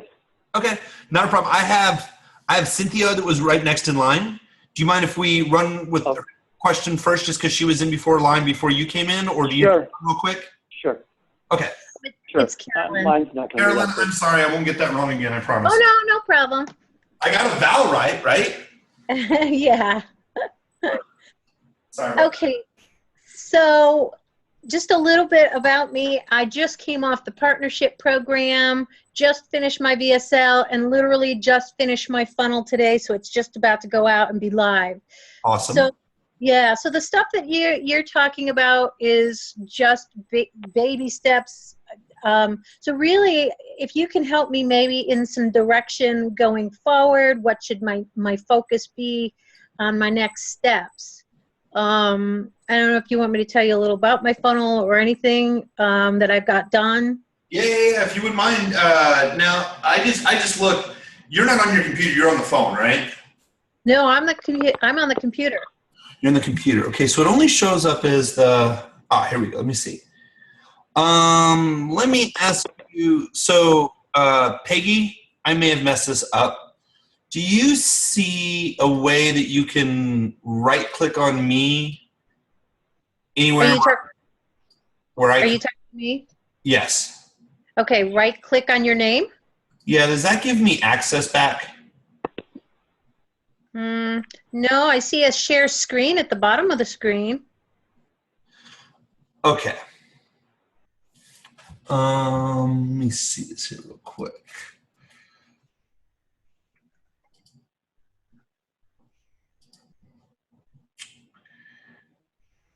Oh, claim host. I am now the host. Yeah. Okay, got that. Now, okay. Now, do you see where you can see at the bottom of the screen where it says share screen? Correct. All right. So, Claire, if you click on that, what happens?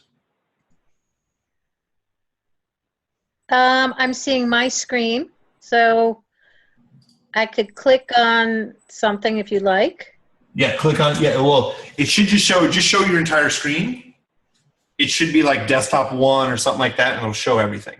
I see desktop, whiteboard, iPhone, advertising. yes, click on just desktop. Okay. Wow. Great. I see your desktop. Okay. Okay. My So, today. yep, I see your notes and everything else. So yeah, go ahead and walk me on through. Show me what you got. Show me what you got going on. All right. So my funnel is basically, it's a weight loss program.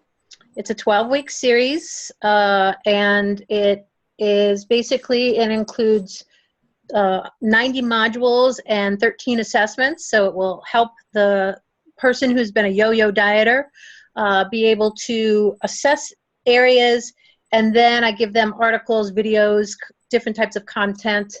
So that's the basic program. And from the sales order page, it's a $99 series. The name of it's called the Praxis Lean Body Method.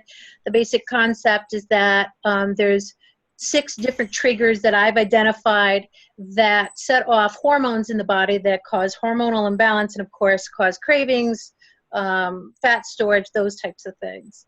I do offer bonuses of menus for weight loss, so they're called metabolic trigger menus, really great foods that help rev up the metabolism. I include 100 recipes, and then I also include workouts as bonuses.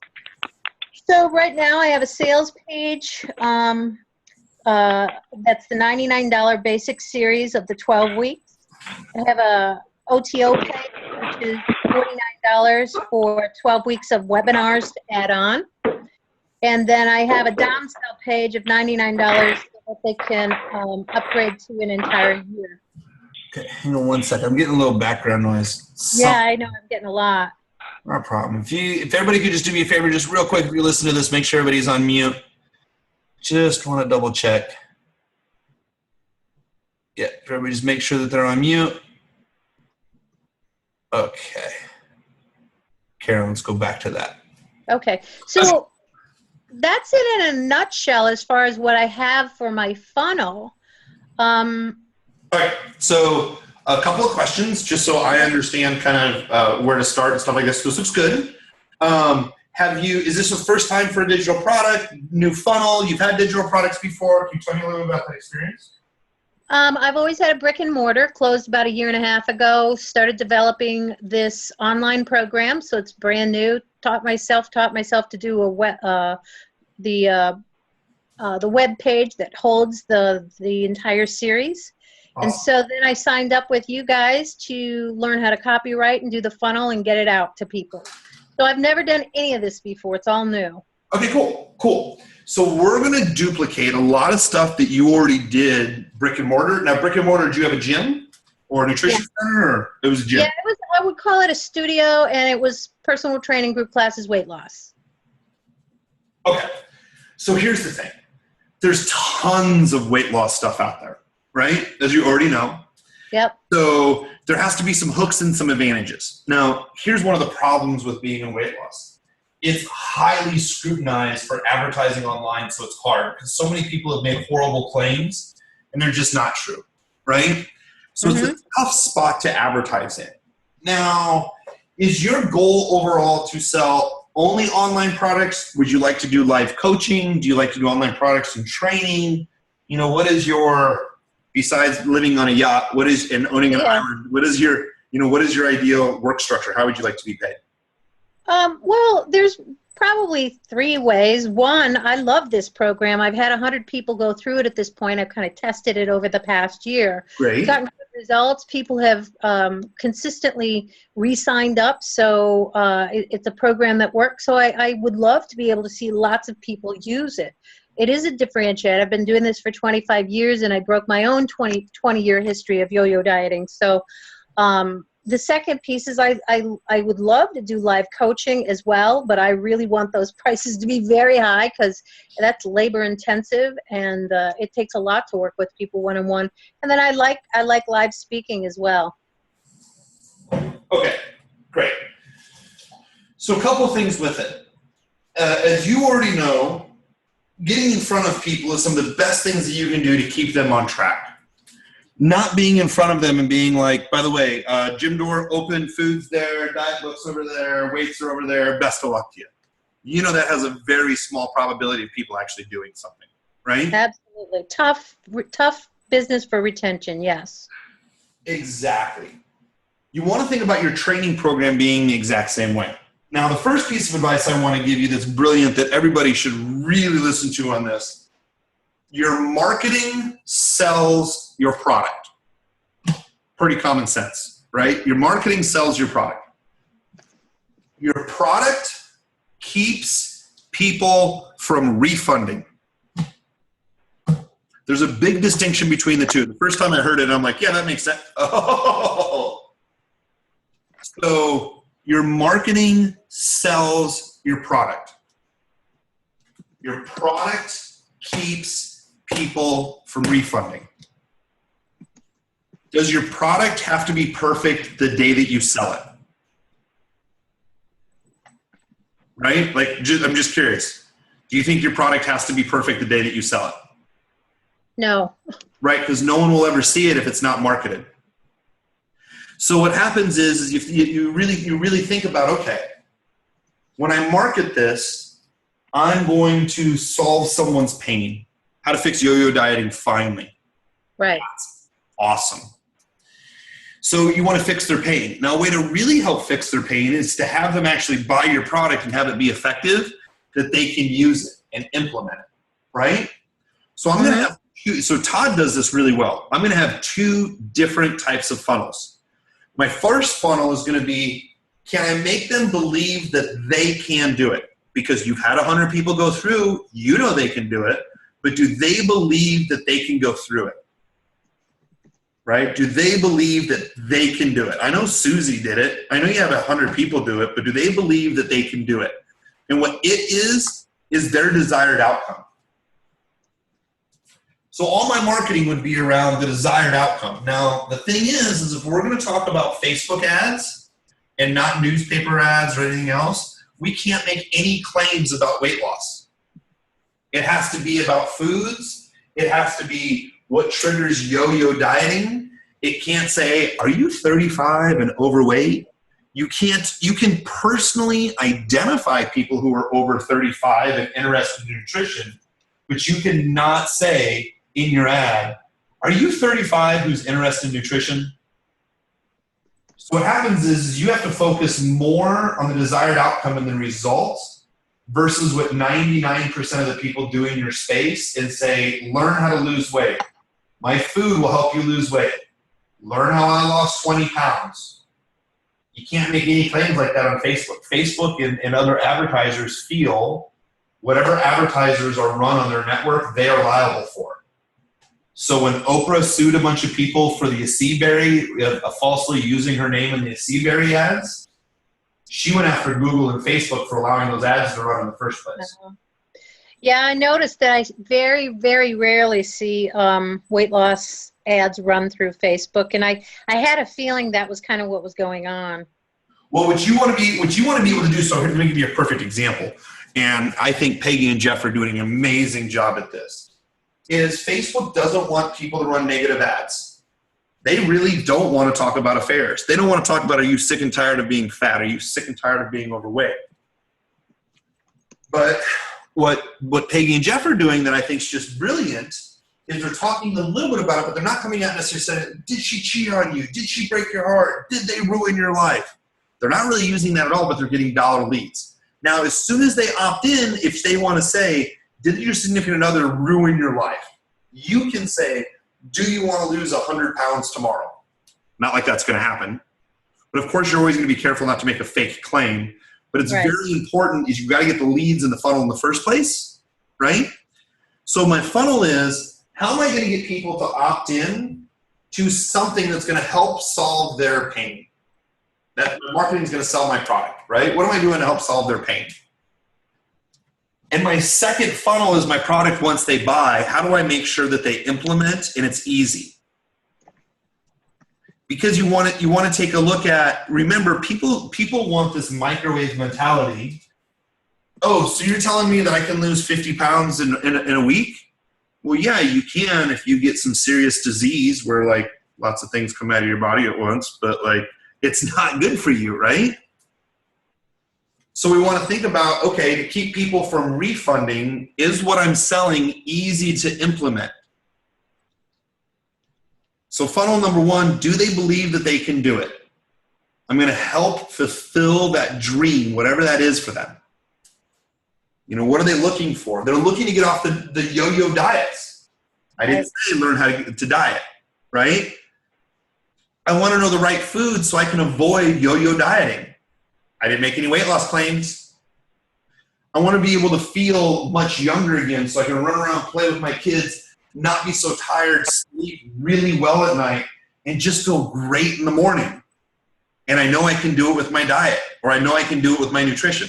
I didn't say anything about weight loss. So these are things to where we're talking more about their desires or their desired outcome versus what most people do is learn how to lose weight, right? Yep. So, and we want to make it positive. So what happens is we get people to opt in, whatever they feel like you're going to give them a video or you're going to give them an opt-in, whatever your lead magnet is, but they're going to be able to easily implement it. Like one of the things that Todd does is gives away a checklist. That's one of the things that I do as well too. Or here are my favorite, I'll tell you what works in nutrition because I work with a lot of people like in network marketing, like Isogenics and people who own gyms and nutritionists and stuff like that. Yep. Is what they do is what works really well is shakes. Here are my top 10 shakes. Or here are my top 5 foods that I make sure that I eat once a week.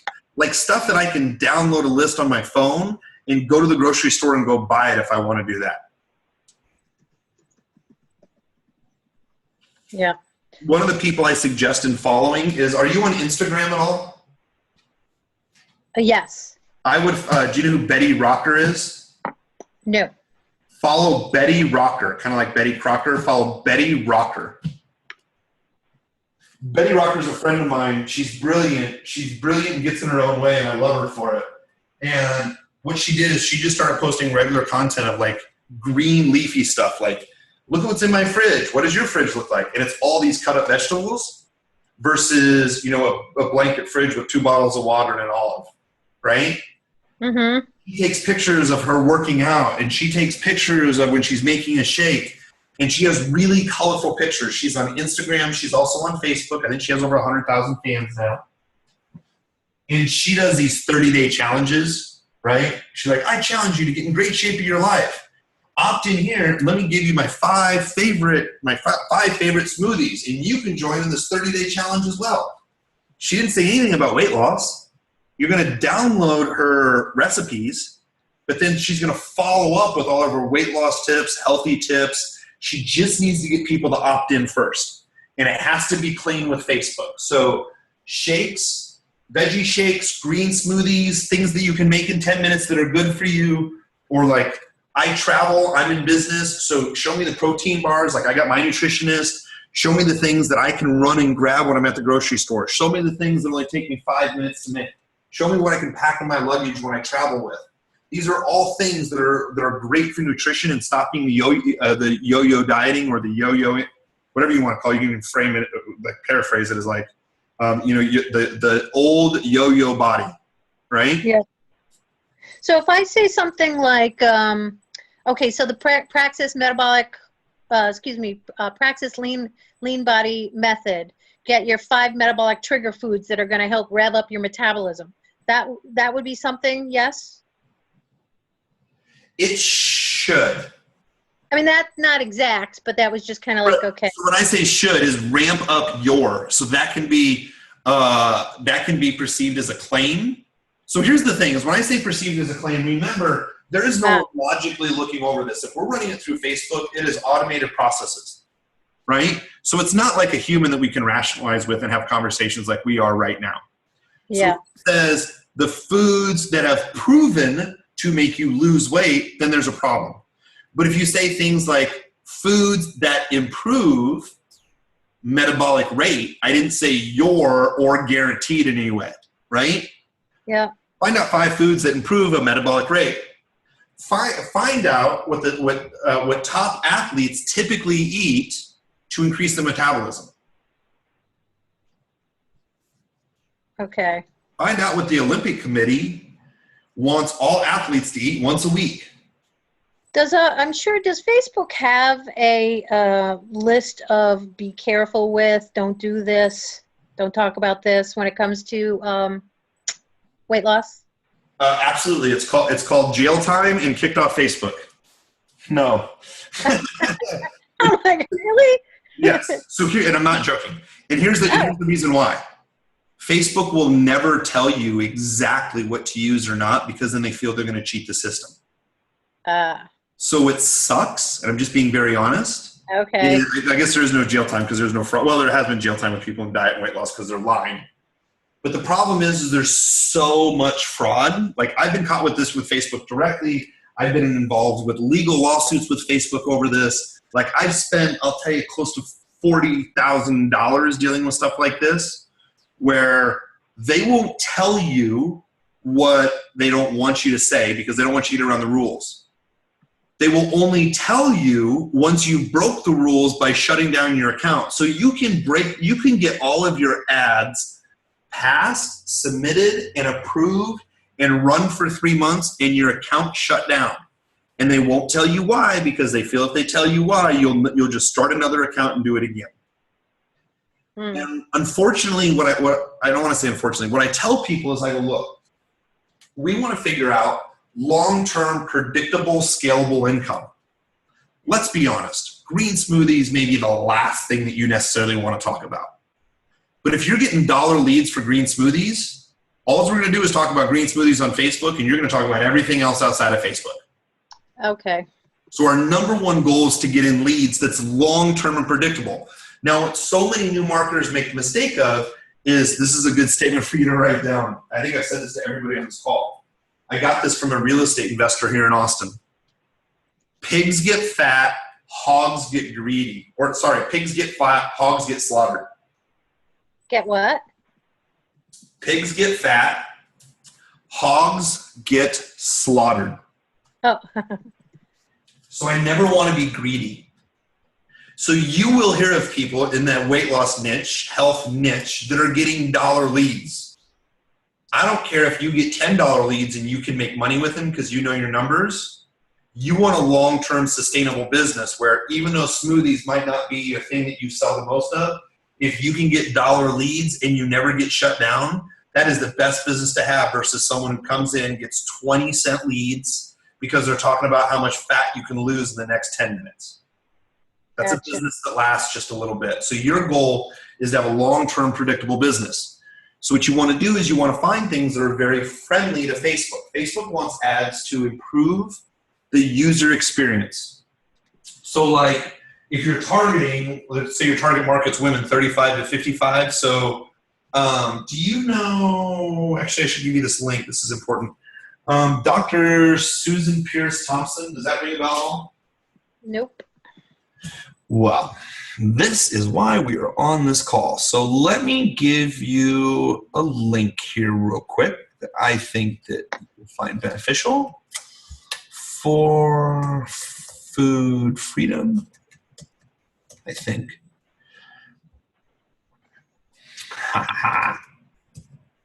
So everybody can see this. I'm going to go ahead and put this into the chat area.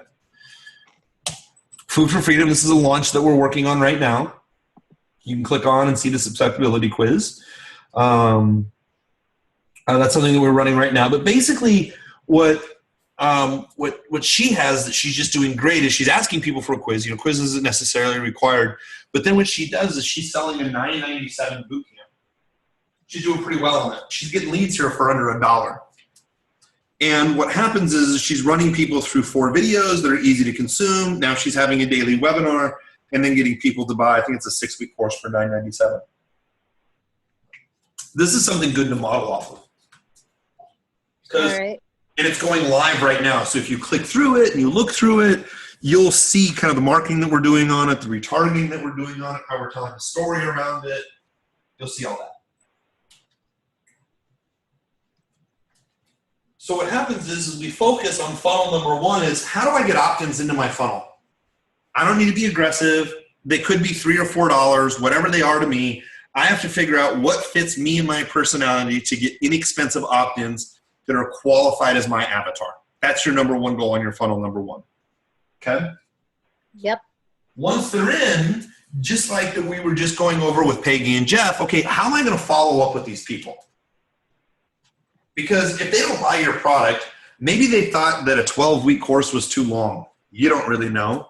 But just because they didn't buy the first thing that they passed in your online store doesn't mean that they're not going to buy something else. So you want to constantly follow up with people. So people will say, like again, we were going over with Peggy and Jeff, you know, hey, I got a 3-day follow-up sequence and a 7. Great, what happens after 7? We want to keep on following up. So just because people, they may not have read your emails, they may have got busy for 4 days or 7 days, they may never even seen that you even have an offer. They just opted in. So we want to figure out, okay, how are we going to follow up with them once they're in my email because I can be more aggressive on the things that I say. And sometimes it's just asking. Have you ever heard Todd Brown talk about the book called Ask from Ryan Levesque? Nope. Look up the book Ask, A-S-K, and then Ryan Levesque. And let me see how I spell his name. Hang on one second. Ryan. You can look it up on Amazon. I can't. It's like L-A-V. I can't even spell my last name, and it's 4 letters. It's like L-A-V-E-C-E-K. But if you Google the book Ask, Yep. you'll see it. And what it basically says is get opt-ins and then ask them what they want and offer it to them. Okay. Because let's be honest, you may have the greatest products in the world, but the only way you know if you have the greatest products in the world, if lots of people vote with their wallets, that you have the greatest product in the world. Otherwise, it's just something that you decided you created. You know what I mean? Right. Yep. So we don't know if this will sell. Sounds great. You've got lots of experience for it. You know it works, but you might have to figure out, I might have to sell a $47 product in between. I just know I have to opt-ins predictably, and then I'm going to pass them through my first offer, and I got to make sure I'm following up with my people all the time. So 30 days, 60 days, I'll build out a 30-day follow-up plan. You know, on one side of the funnel, it is getting them into the funnel and following up until they buy. All right. So can I interject here? Absolutely. Okay. So in the second funnel, let's say I actually have a little bit of a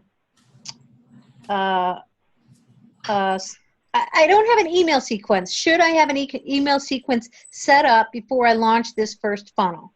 When you say launch, what does that mean exactly? Well, before I put, try and get people into the opt-in and so that they start to get the funnel for the product. Okay, so just so I understand the language, when they opt in, you said there's no follow-up sequence right now. So when they opt in, what happens? Well, there is a bit of there is a follow-up sequence. They get the sales page for the $99 12-week series. Then they get a $49 offer for the webinars and then a $99 offer for the remainder of the year. That's all I have. So people opt in and it takes them directly to the offer, right? Correct, yeah. So most people don't get married on the first date. Just to let you know. Yeah. Right? People are like, well, of course. Oh, I see what you're saying. So you're going to have a follow-up sequence, because if you get 5% of people to buy the very first time through, 5, that's amazing. So without a follow-up sequence, you can see how much money is basically sitting on the table. Yeah. So for instance, someone who's taught me, who's helped companies make over $1 billion in online sales with his video sales letter, he says it requires the follow-up of 5 to 7 times from someone to see one piece of content to decide if they want to buy or not. Because one of the things that Ryan Dice has said as well, you may send somebody 5 to 7 follow-up emails. They may just have not read your emails for 5 to 7 days. You don't know. Doesn't mean they don't want your product. So I would, in my opinion, I would have at least a 7-day follow-up sequence that you're going to give people once they opt in, to get them to go back and revisit the information, additional information. Remember, most people don't buy for 2 reasons. Number 1, they don't have enough information to buy, why it makes sense for them, why there's enough value, why they should spend their money on this. That's number 1. Number 2, they don't know why they have to do it right now. Okay. So that's why I was asking before you heard me go through with Peggy and Jeff is, hey, what can you do for a telesummit to say, look, sign up now, you're going to get this bonus. I mean, just talking to Jeff alone is easily worth $500. Just to be able to release the pressure of, or however you want to phrase that. And then don't forget, once you register by Sunday, you will also receive, oh my goodness, I have to do it by this date. Like, for example, if someone was to do a product launch, like an actual launch where they get other people, affiliates, to send out emails on their behalf, right? And they were to actually launch a product. Here's the way that it works. Is people send an email, right? Here's some content, here's a webinar, whatever. They send some emails, and then they say, like today with this addicted to food quiz. sorry, it was yesterday. Yesterday they were like, and now the cart is open. Buy now, $9.97, 4-week boot camp. People are like, yay! It's like if you look at a horseshoe. People will buy the day that the cart opens. Again, big product launch, lots of emails being sent, right? So some people will buy, and then let's say that the cart is open Monday through Friday, right? So they spend a week before promoting it. Now the cart is open, they can buy, and they're going to close the cart. So people buy the first day it's open, and then Tuesday, Wednesday, Thursday, it's kind of like a horseshoe. Sales start to drop. And at the bottom of that horseshoe, people are like, oh my God, nobody's going to buy my stuff anymore. It's because the people who already knew that this information was amazing, those people already bought. Those people who only buy on fear because of procrastination or it's going to go away, they haven't bought yet. So what happens is that horseshoe, that starts happening. Let's say doors close on Sunday at midnight.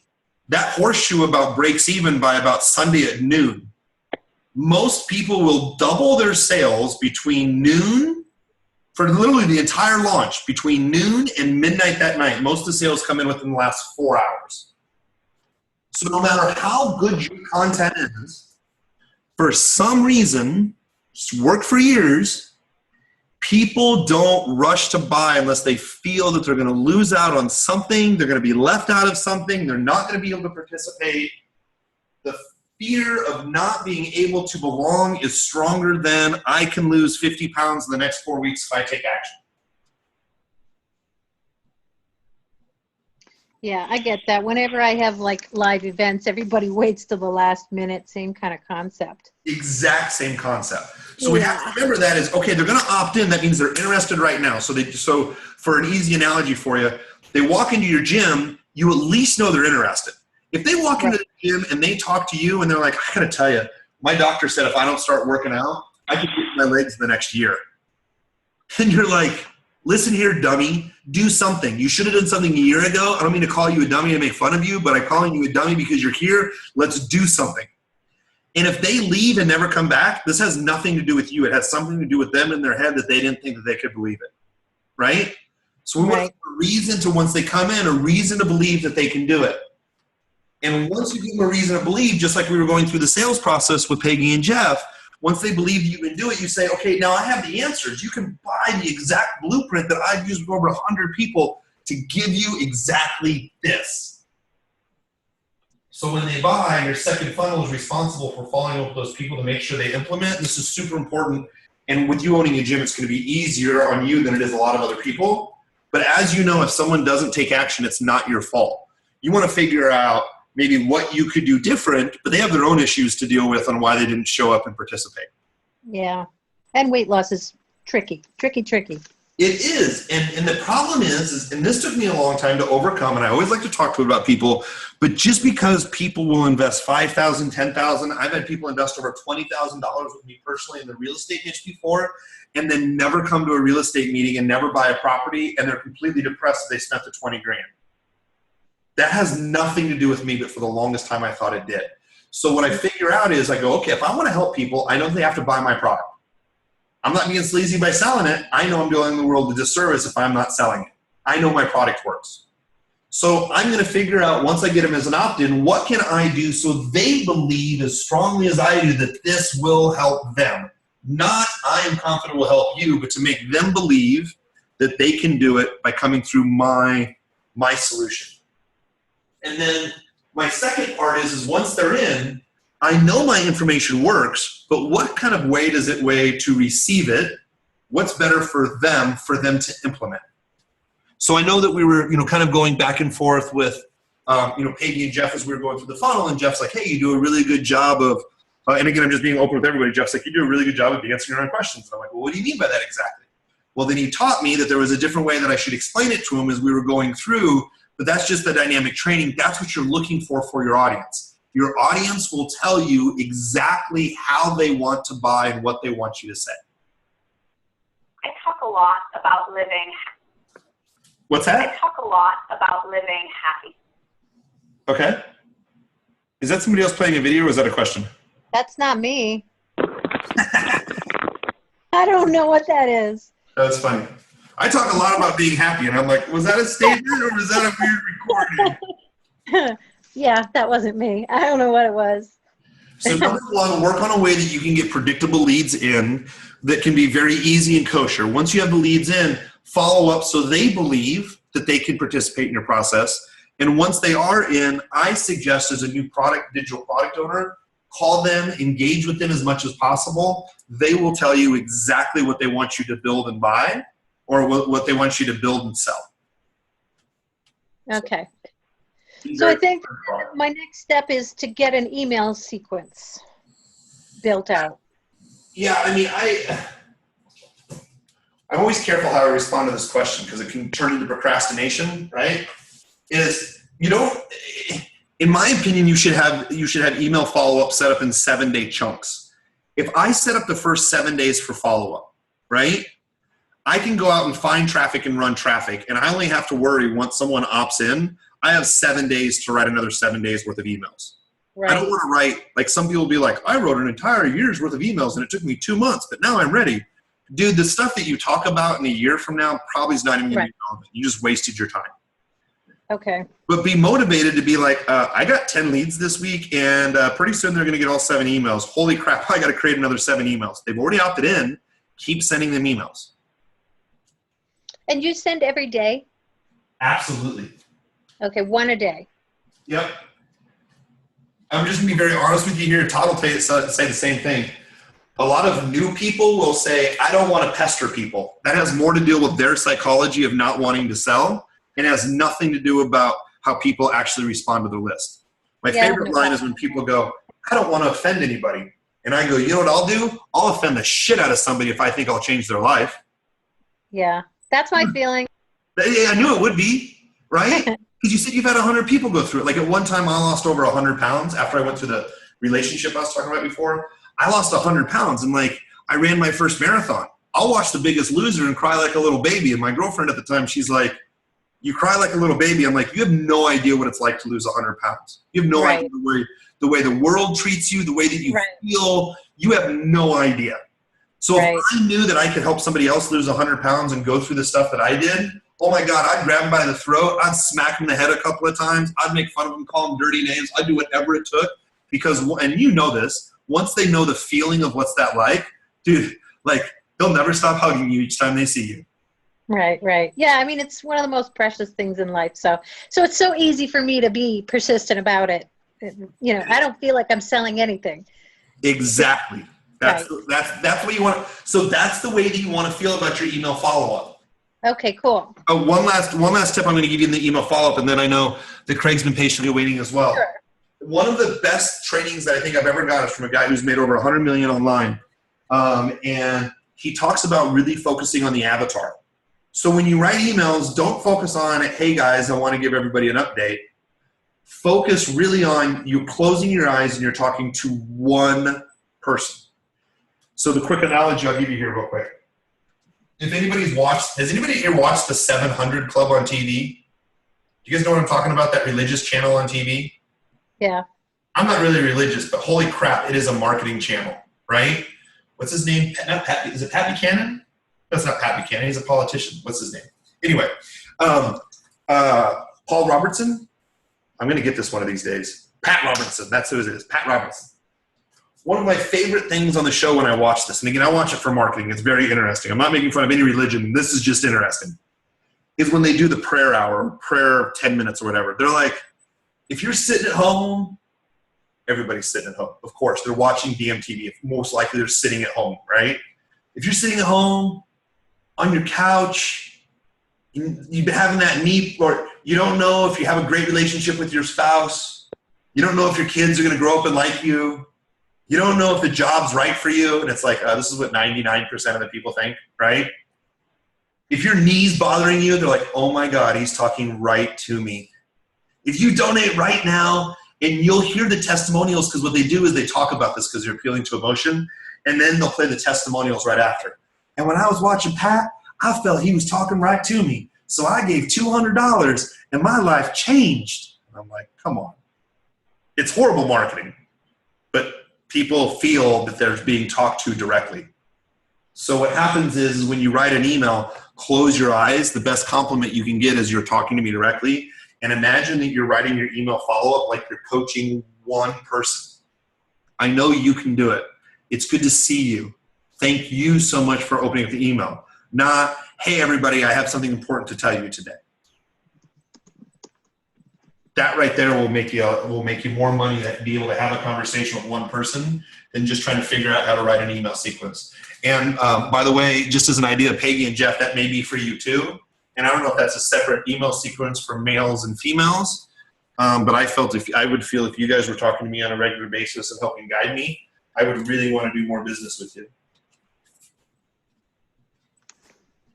Does that help? Cool. Good stuff. Cool. Great. Good. All right, Craig says he has a question real quick, so I'm going to answer Craig's question. If anybody else stews on anything else, I'm happy to answer that. Craig, do you want to comment out, buddy? Yeah, can you hear me all right? Absolutely. Did you want to Can you share? hear me? Yeah, I can hear you fine. Did you want to share your screen, or how can I best serve you, sir?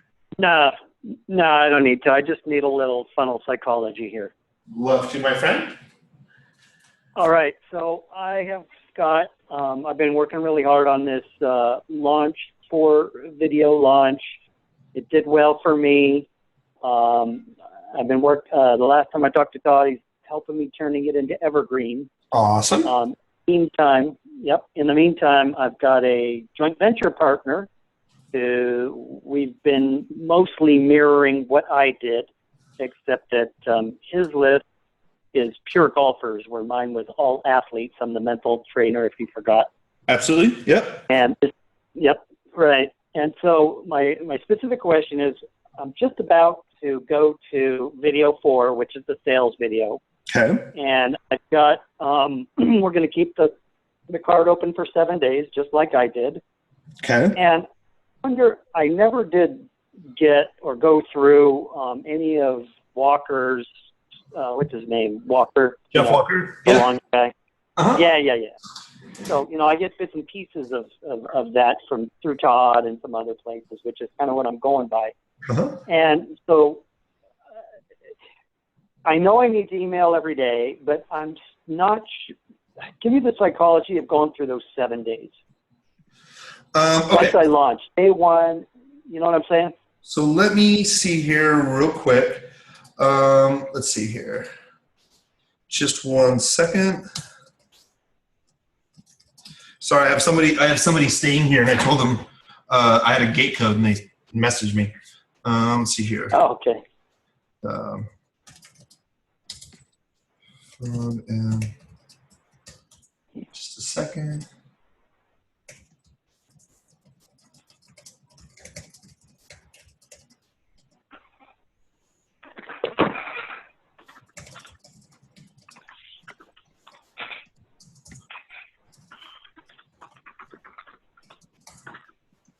Okay.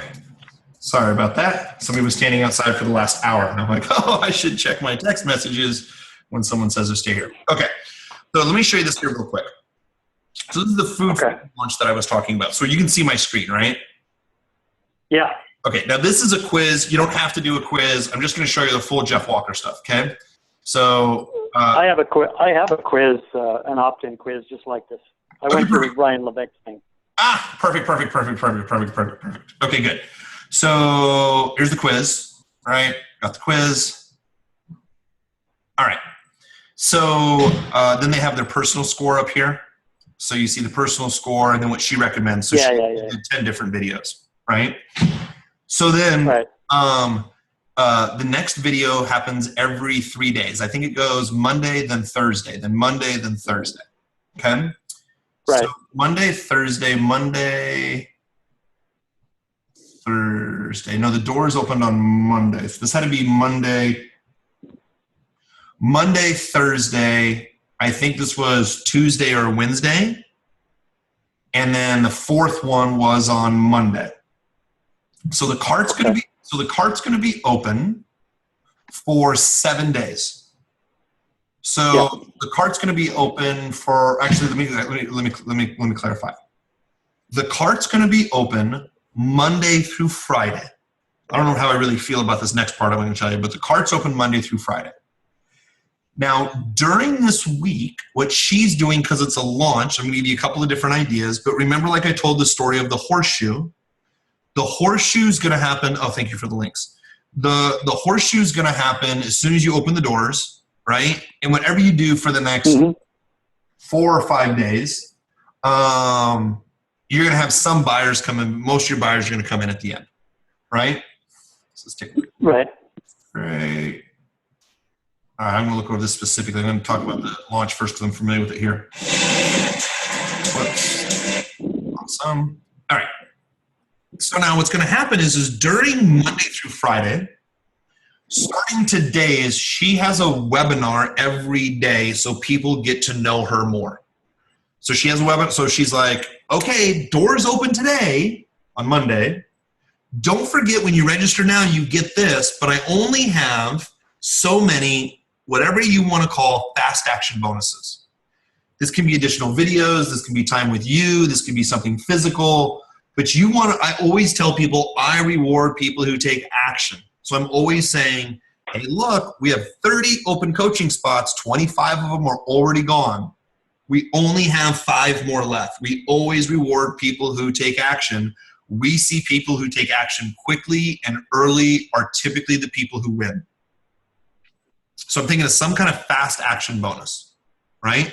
Okay.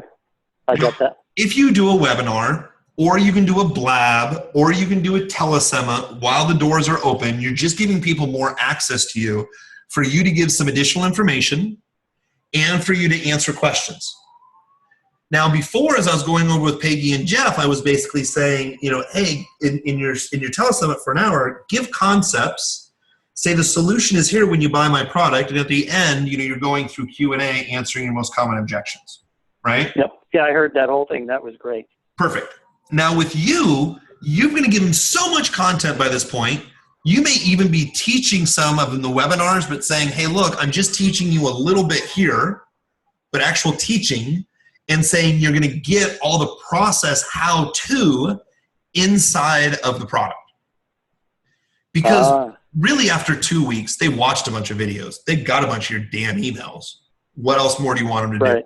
So now each little thing that you can do, the reason she has a webinar every day for 5 days is because she's focusing, she's really focusing on the common objections. So like, let me tell you why yo-yo dieting is going to come to a stop once you apply this.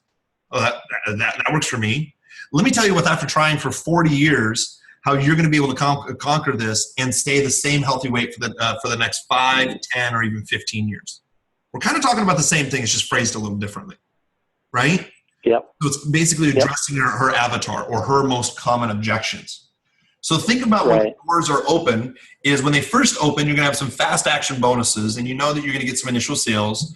That horseshoe, you're going to be in that lull. So during that lull, you want to figure out what other content can I give people? Is that a webinar? Is that a blab? Is that you know, another video that you can release? People want to ask questions. So they've watched you in videos for 4 days or 5 days or 7 days. Yep. They've watched Susan for a week. Now they want to ask her questions. They want to hear her voice live. Okay? So I can't remember. How much is your product again? $497. $497.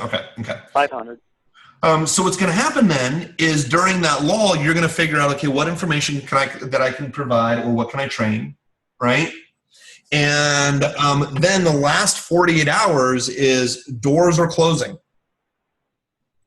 Last 24 hours, you're sending out 3 emails.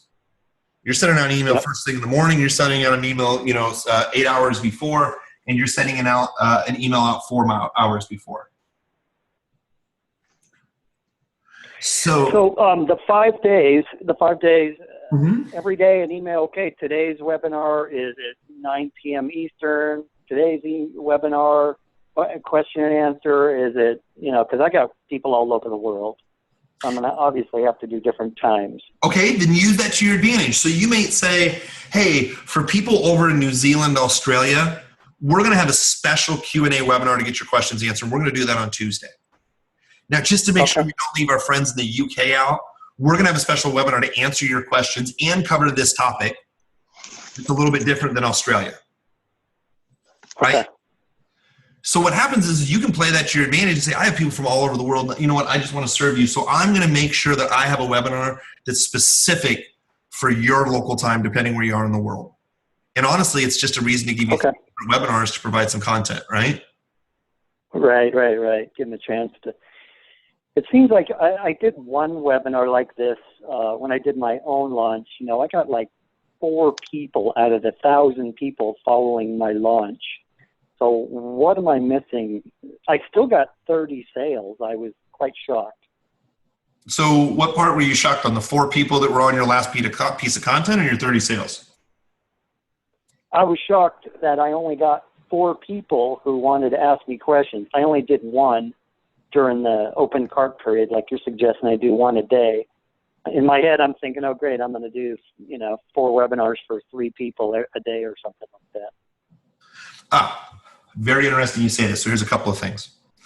Okay. Number one, when you do your Q&A, remember the first 10 questions should be your most common objections, and you're turning those into questions right away. Okay.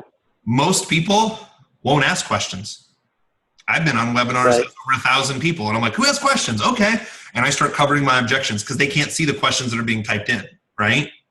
All right. So it's irrelevant whether people are, how many people are on or not. Just do my thing and post the Q&A webinar for the next day and just That's do the other it. thing I was going to tell you. So to put it in perspective, right, because I always kind of want to give you a basis of things just kind of think about. So a friend of mine, Onyx Singal, he got 250,000 leads on his launch. He did $11 million in 2 weeks. And he was sending people to a live cast, which people are doing for 6 to 8 hours. So he would send people to this webinar, which is like a Google Hangout live cast, right? And he's been on there, and he's like, I sent an email to 250,000 leads. And he goes, sometimes I look down at the view counter, and I have 200 people on this. 250,000 leads, I have 200 people. And then he started thinking about, well, what would I do if I had 200 people come walking into a hotel? Holy crap, that's a lot of people. And he's doing it for 8 hours. So he might have 100 people now, 50 people later, 100 people later. It's not the same people. They're all different people. But if the product is, let's just say you get 1 buy from it each time that you do it, right? $500 an hour. Yep. It's not bad to get a great customer. So you may be really surprised. And I tell my brother this was funny because he was doing a webinar series. And I'm like, did you have the webinar? And he's like, well, 2 people registered. So I figured I wouldn't show up. I'm like, no, that could have been the best webinar where nobody bought, but you could use that recording. So I always do the process anyway, even if a low number of people show up, because I can use that as recorded content. So if you wanted to, you could always do it later. And I also have an audio of the top 10 questions that I've answered. I'm going to send that out to you. You had to do it anyway. You know what I mean? Okay, good. So, and remember, you're just getting really practice here in the very beginning anyway, because once you start getting larger affiliates and you're doing this more and more. So if 4 people are walking off the street into your program and to say, will you just talk to me about whatever, I'm sure you wouldn't tell them to go away. So just treat them the same way if they were sitting in front of you. Yep. Okay. I just had another thought while you were talking. What the heck? I'll probably be creating some 3 and 4 minute clips I can make videos out of, or podcasts while I'm doing this anyway. What the heck? That's the exact attitude to have. Exactly. Repurpose for all kinds of usages everywhere. Yeah, I mean, you're already doing it anyway. Yeah. Okay, one last thing before I got to go. I have a downsell, which is $297 and doesn't include certain components, right? Uh-huh. And when I launched, I sold 19 of the full and 11 of the downsell. And what I did was I closed the card after 7 days, kept it closed for a couple days, opened it up, and said, hey, a bunch of people have said it's too expensive, and here's your opportunity to get it at 60%, and it's home steady versus some interactive for the full. Just wondering if there was something you could add to that. It seemed like that was the way to go. Todd actually had told me, don't do it that way. I had conflicting information. He said, go to your 5th day of your 7-day cart and then offer the downsell. And I ended up going full 7 on the full and then doing what I told you. You have any thoughts on that? So my thoughts, I mean, it's really just more of an opinion. I mean, I don't ever want to, question anything that Todd says because he's brilliant at the funnel stuff. The stuff that I've seen. Yeah, well, I didn't do what he said. I didn't do what he said. So here's the way that I look at it. Is I'm really sensitive. Like, I really wish I could spell better. That's one of the things I want to get better at. And when I say sensitive, I'm not like offended, but I really pay attention to language. And people are very predictable based off their language. And if you understand language patterns and how, just real quick, I'm getting a little background noise just so everybody can make sure they mute out their phones. I just want to go through this here real quick. Thanks, everybody. Just double check. Thank you. So I'm really sensitive on language. So I know my product is worth $497. 100% confident. Lots of people have used it. I know that it works. And honestly, price is usually not a problem for people, right? They say that it is. Yep. But like I've said this before as well too. Sitting, like even everybody right now, whatever you're sitting at right now, like sitting in your living room, look around on what's cost over $500 in your living room. How did you get it? Did you save for it? Did you buy it on a credit card? I mean, I know me. I'm looking at a TV. I'm looking at a stereo. I'm looking at a big bookshelf. I'm looking at a big stupid light I paid $200 for. It just sits there like, wow, right? So the thing is I know my value's there. Now the other thing is I know that I'm going to get less refunds from people who pay full price. So I'm going to give all my bonuses. I'm going to go all my kit gloves. I'm going to give everything that I have to the people who are going to pay full price, right? It's not that I'm treating these guys as step shops to pay partial payments, but realize pain in the ass factor is always going to be with the payment people because you short in collections, whatever, right? Now, I would say during launch, I would do like a split pay or probably a split pay, just pay 2 payments. I'd probably do that in launch. If it's in 7 days, I'd probably do it after 5 days and offer a split pay. We've got an overwhelming response, and my language would be this. We've got an overwhelming response. I want to make this a no-brainer. So if you figure out your dates and remember most people get paid either on the 1st or 5th or the 15th or the 20th, right? Think about that where most people pay their mortgage on the 1st or their rent on the 1st. So if you open your cart, let's just say like Susan's going to do, we'll bill you in another 45 days. So we know it's going to be the second paycheck between the 15th and the 20th. I don't want to have a launch where I have a second payment that comes due on the 3rd of the month. There's a very high probability. There's a probability if they're doing payments that might not go through. Right. So if you, plus it's for you for accounting, you set it up for a specific date. If you buy now, we won't charge you for another 45 days. And that to me tells me on the 20th of November, I should see at least hit my account.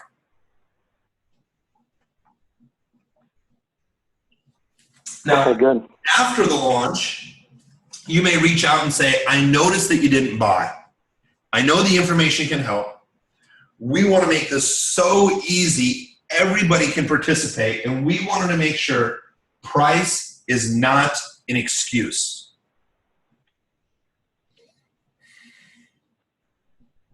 I never say it says that people say it's expensive. Because let's be completely honest, and especially with your stuff too. Because your stuff's a little different, like it's hard to exactly quantify. It's really if the user believes that they can do it, right? Which you know that they can. Right. I'm going to sneeze here for a second. But if the value is great enough, the price never matters. Meaning, if I show you how to make $1 million online, would you pay me $100,000? Well, yeah. Right. But so many people get caught in their own head. They're like, well, it depends. How am I going to get the money? How am I going to do this? Look, if the president called you and said, if you can be in my office in 24 hours, I will hand you $1 million. Would you do anything that you could do to get to DC, like now? People are like, hell yeah, I would, right? So If the value is great enough, does the price really matter? So $4.97 is not the problem. It's them saying, how much does this information apply? And then you following up to say, I know this information can help, and I don't want to allow price to be in the way. And I understand the situation you're in, and we work with people like you every day. Do you see that's a difference in the language pattern of it?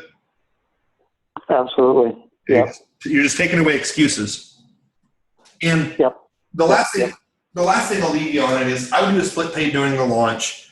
You can if you do like a 4-pay option, you're never going to get paid the 4th option, sometimes the 3rd. And I don't like having a collection business.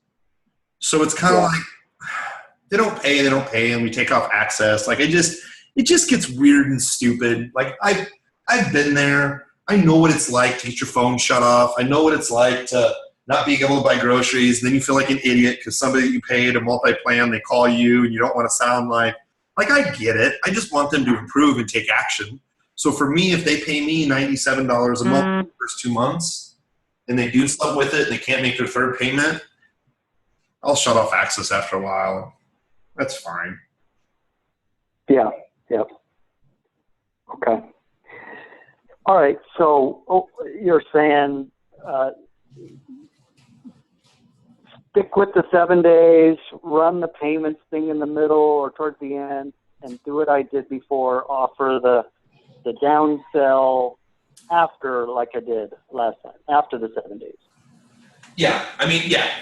Like I said, I would do a full pay, and then 3/4 the way through the 5 days. Let's say if it's a 5-day sequence to close, after 3 days, I split pay. The split pay maybe $50 higher, and then once the doors close, I would follow up. But when the doors close, I would do sorry you missed this offer. Get on the waiting list the next time that we do it, and that's always a good way to follow up that list. You can find an extra 50, 75 people there, pick up a couple more sales. Yep. Right? Yep. I actually have, 40 people on a wait list from when I did my launch that I'm going to hit them at the same time that I'm doing my buddies, my partner here. Awesome. Yeah. Okay, cool. Thank you very much. I actually have to go do a coaching call for my people right now. Awesome. Thank you very much. Yeah, absolutely. Great update. Congratulations. All right. Take care. Take care. All right. So who else do we have up? Is there anybody else that wants to go? Hey, Eric. This is Eric. Would I be able to go? Absolutely, Eric. Here, do you want to go ahead and share your screen? Sure. Do you know how to do that? I think so. No problem.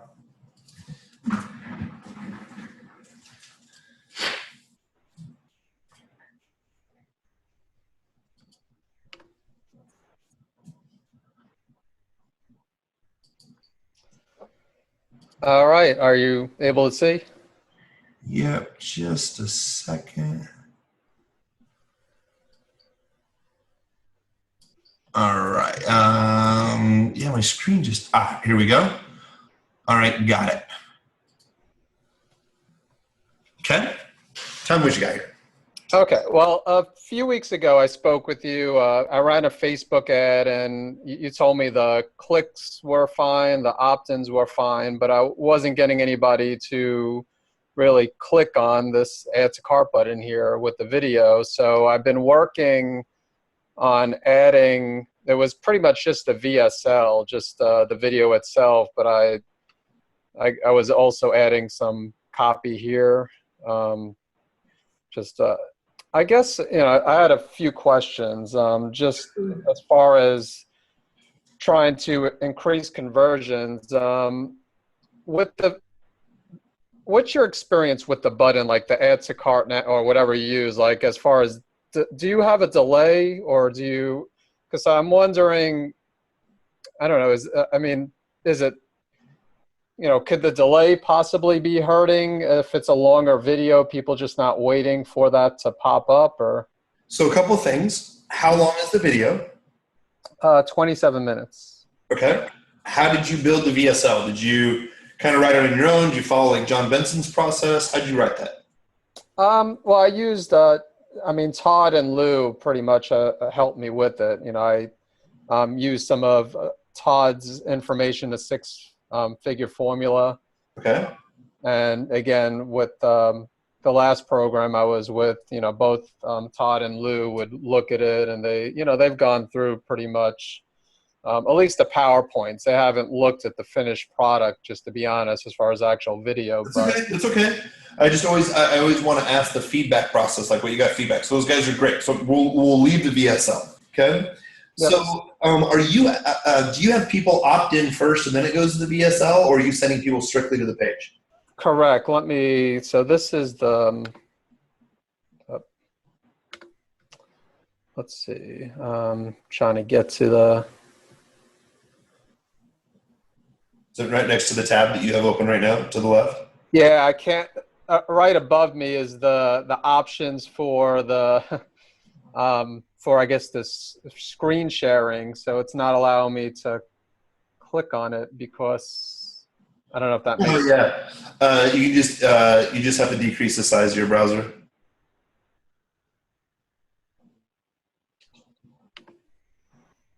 Oh, there we go. Okay. Cool. Okay, so this is the opt-in, and they also help me with this as well. All right, hang on 1 second. Okay, so what are you looking at for lead cost right now? I think it was here's my Facebook stats here. I think it was $3 per lead approximately. 13-cent website click. Can you do me a favor and use that drop down where it says performance? Go to clicks. Mm-hmm. Performance. And which one? Where? Performance and clicks. 5 down. 1, 2, 3, 4, 5, 6 down. Oh, okay. Frequency 1.0. Looks like you can move that. That's great. Can you move the slide bar over for me to the right a little bit, please? Yep. 13 cents. Schedule. Is that it? Yeah, I just ran a short test. No, not that. The bar doesn't slide over anymore? Oh, I'm sorry. That's all right. Okay, 8% click-through rate. Dude, that's awesome. 8% click-through rate, 8-cent clicks. Dude, that's really, really, really good. So do me a favor, click on the ad set to US 30 to 60. Just click on where, yep, just click on that. Yep. It's going to show me the ad. All right, so do me a favor, scroll down a little bit.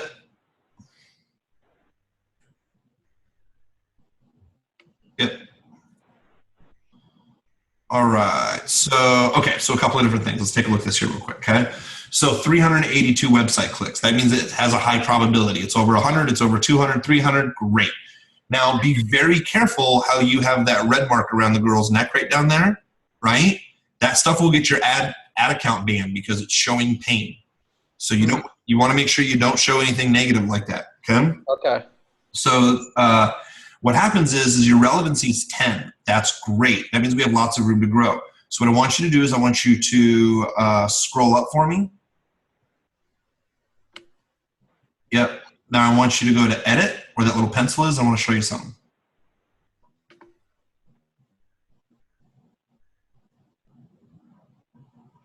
You may have to scroll down. Try that again.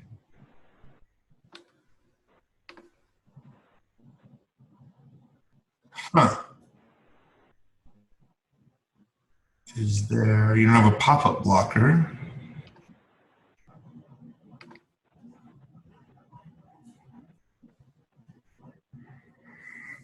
Can you decrease, okay, go down to the, let's see here. Go down to the very bottom for me of your screen. You see where it says 100 plus and minus on the left-hand side, very bottom right-hand side of your screen? Yes. Can you move that to like 80? Yeah, now go ahead and hit that button up there. Well, that's strange. Okay, so go ahead and click on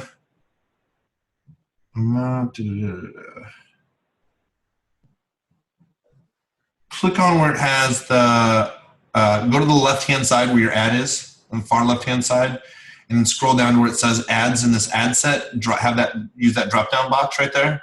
Yep. and go to this ad set. Now go up to refresh the page.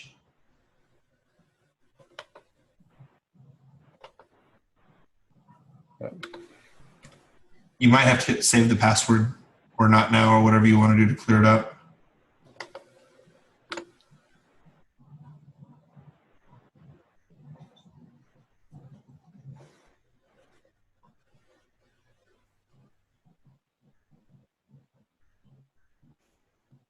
Do you have an ad blocker on your computer? Is it this thing here maybe, or yeah, ad block? Uncheck that box. Block pop-ups for this website. I'd still do it for the whole website so you don't have any problems. Isn't that kind of interesting though? You are running ads and blocking out others, sir. And I'm like, don't you serve beer, but you don't drink? That's fair. All right, now go to that edit button.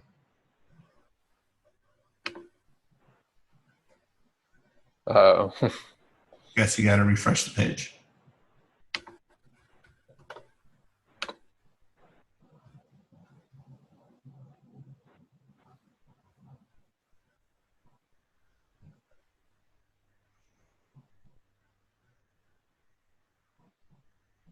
Now try it again.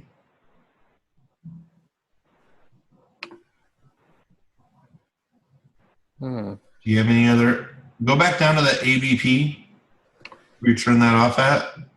I don't even see it anymore. Oh, well, here it is. Block pop-ups for this site. Uncheck that.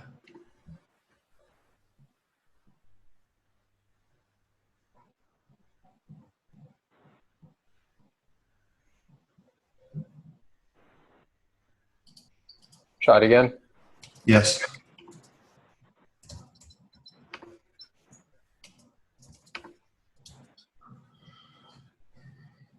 I'll try it and refresh it again. I don't know. What are we trying to do, just out of curiosity, in case we... We're trying to go and see if we can adjust the budget.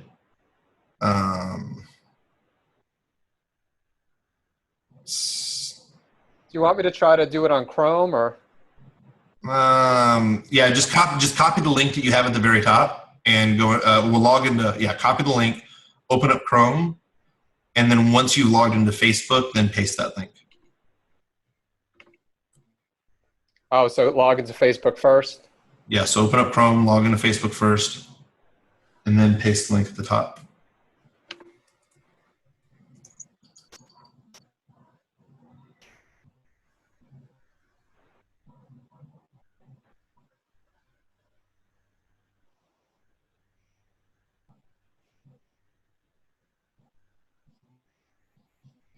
By the way, I'm not seeing your other screen, so I think what you did is there was an option when sharing the screen, either to share your full screen or just the page that you were looking at. So if you're opening up Chrome right now, I can't see it. Should I stop sharing it and then share it again then, or? Exactly.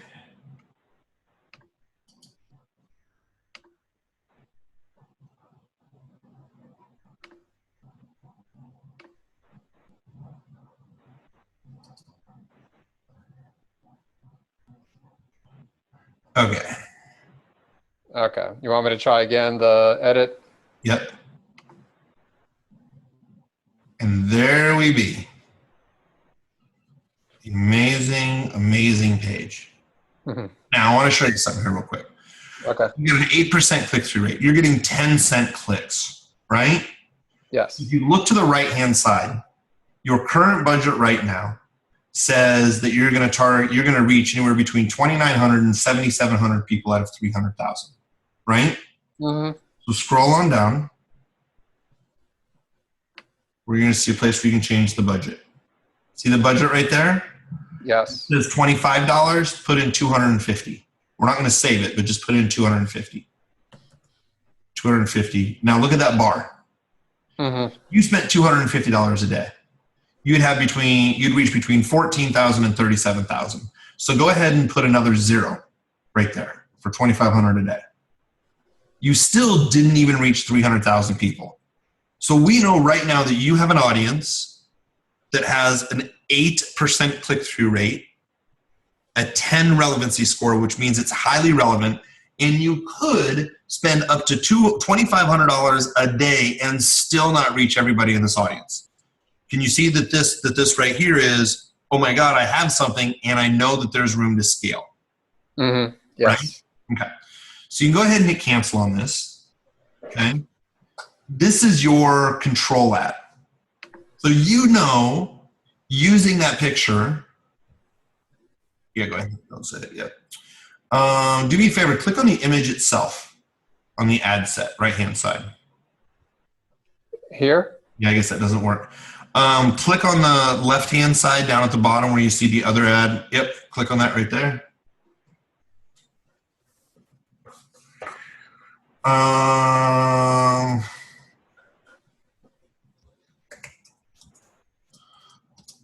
Just a second. Okay, so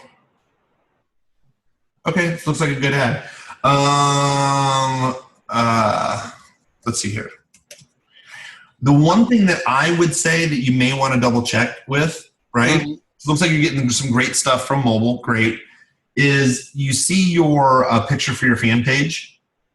Too many words in that logo. There should be a logo of something. You see how there's a nice clean logo where the thumbs up is? Clearly, yes. What that is. So I don't know if that's a leaf. I don't know if that's maybe a different kind of logo or a symbol. But like I have my little social media ad genius guy. It looks like a little Einstein with his arms out. Mm-hmm. You want to make something because nobody can read what this is in here, so it's distracting. So we want to think of something that you can put in here. And it could just be of a smiling lady, right? But something you want to change the icon on your fan page to something that's easily recognizable with not a lot of words. Does that make sense? I think so. So pretty much just even like you said, a woman smiling or something like that would be fine. Yeah, because remember, what people are going to see is they read from left to right, or they read English from left to right, right? So they're going to look at that little picture. I don't know what the hell that picture is. It's a hyper, it's something, and then it's crazy using something else. However, if I saw, I don't know, I'm just kind of making this up. I don't know your niche as well. Is I don't know if that's the serpent around the, what do you call it? When you see, a sign for medical, or if it's medical Red Cross, or nothing shocking. Do you have a really clean logo that doesn't necessarily have the name that's all over it? I think what other kind of icon or image do I want in there? You're targeting men and women, right? Mostly women, but okay. Some men too. Oh, what's the age range of the women? 35 to 60. Well, maybe you have the picture of two women. That's in between those two avatars. Okay. Right? So that's what I would do. It's the people that you're targeting out of a picture of what your avatar would look like, and that's what I would change for. Because if you think about it, if it shows up in a 55-year-old woman's news feed, and there's a picture of a 50-year-old woman next to Graves' disease and hyperthyroidism, it gives her a higher probability to click through on it. Mm-hmm. Versus, otherwise it looks like an advertisement. Okay, no, it makes sense. Right? So I think this is great. So they click on through. Now from mobile, you're getting 12-cent website clicks. So this is obviously, this is our control ad. We have shown for 382 website. Damn it. Notice how I get all excited and I say how we have shown. It's like a damn sports team, but I'm on the same damn side, right? We have shown. No, you did all the work. So, but you have 382 website clicks. So again, there's probability around 100. 200, 300, you got great probability. Your probability of scaling, looks like you got a lot of room to scale. Your click-through rate, 8%, amazing. I'm looking for 1. So we got a good control ad. Now from this, sending people over to your page, what did you say your cost per opt-in was? I think it was, I had, I believe, 19 opt-ins. So I think that comes out to a little over $3 per opt-in. Okay, so $3 isn't bad starting out. It's actually not bad at all. Do you know what your opt-in percentage was? How many people went to the website? How many people opted in? Well, okay. So this is, you're not asking the clicks, because obviously this would be the clicks. You talk about actually how. Yeah, everything. So just to let you know, and everybody else on the call too, is numbers never match up. So if you have Google Analytics, lead pages, ClickFunnels, and I don't know, Get Clicky for analytics, you're going to see different numbers everywhere. So I just kind of take assumptions in numbers. So everything that Facebook shows me, that's what Facebook's basically showing me. They're going to show me that they have 382 website clicks. Mm-hmm. I don't necessarily believe that unless I'm looking to see how many clicks my website's actually showing. So what did you build this page in?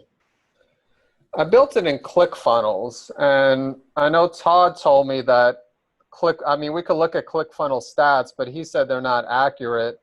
I think the opt-ins were, because it actually has the names that, people opted in, but as far as the actual clicks go, I don't know. I tried to incorporate HyperTracker. I know he's working on his own tracking software that's not ready yet. So in the meantime, he spoke highly of HyperTracker, but it just either doesn't integrate well with ClickFunnels, or I just couldn't get it to work because I contacted ClickFunnels support and they weren't sure, at least so anyway, I guess I don't have any tracking other than Facebook and then ClickFunnels. So I mean, we could look at what ClickFunnels. Yeah, let's take a look at ClickFunnels, because this shows total 382 clicks, right? And yeah, so let's see. All right, let's.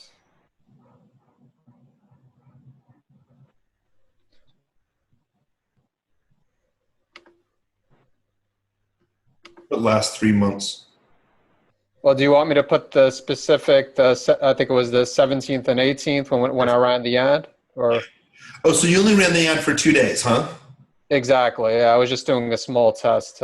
So really, you always want to run ads a minimum of 3 days. The first day doesn't really count. Facebook's just getting used to the algorithm. The second day, it's kind of picking up speed. The third, fourth, fifth day, you're going to start seeing some really good numbers. So I bet your numbers could improve on what you have already. You just didn't give enough time to run. Yeah, I guess the main concern is that people weren't even clicking on not that people weren't buying, but people weren't clicking on the add to cart. So either something was turning them off with the video, or that's why I was asking about the delayed opt-in that, anyway, here's what it's showing those. You got 10 contacts total?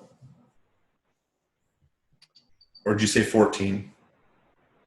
Yeah, I was pretty sure no, I thought it was 19, unless if now it's, I guess I could go a little bit,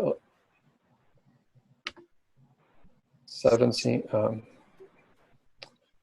wait, sorry, I'm trying to put the date maybe a little bit further because I might have had some contacts a few days after, but it's not cooperating here.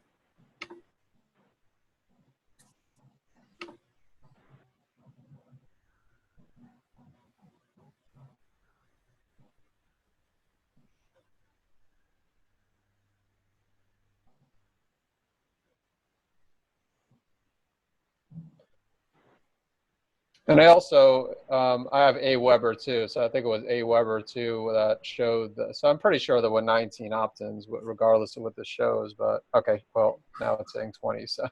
Yeah, so let's just take a look at this right here, okay? So a couple of things. So the first thing is just like we were talking with Peggy and Jeff, is you're getting leads at a decent cost, right? Mm-hmm. Now, here's the big thing to look at. Are you getting a high relevance score? Yes. Are you getting really cheap clicks? Yes. Are people converting, opting in at a high rate? No.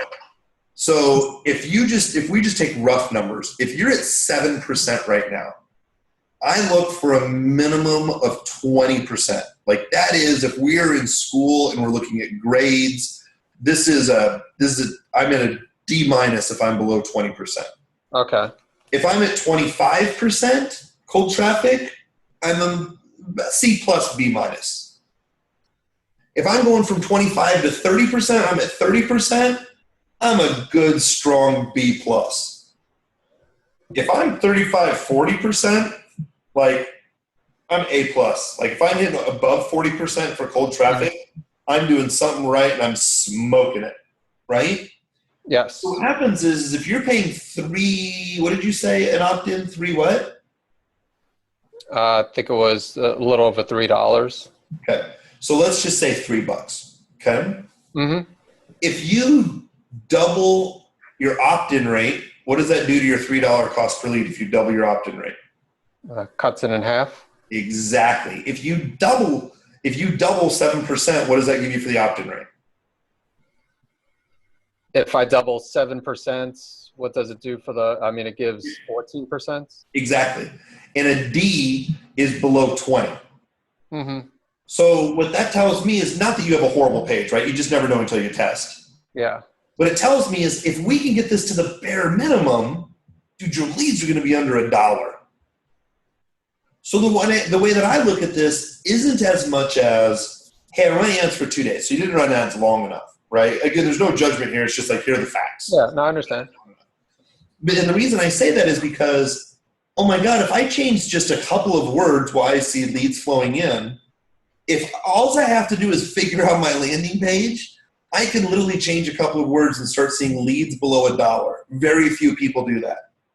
And if you get leads below $1, do you have a lot of room to scale? Yes. You got a ton of room to scale. So now that you know that you just got to change it to get a little bit to get more leads in. Once you have leads that are coming in on a regular basis, there are new people who are interested in finding out your information. So here's the power of it. Remember, as I mentioned, if you were listening earlier, I mentioned what I love about internet marketing is you got to start all over with the next opt-in that comes in, right?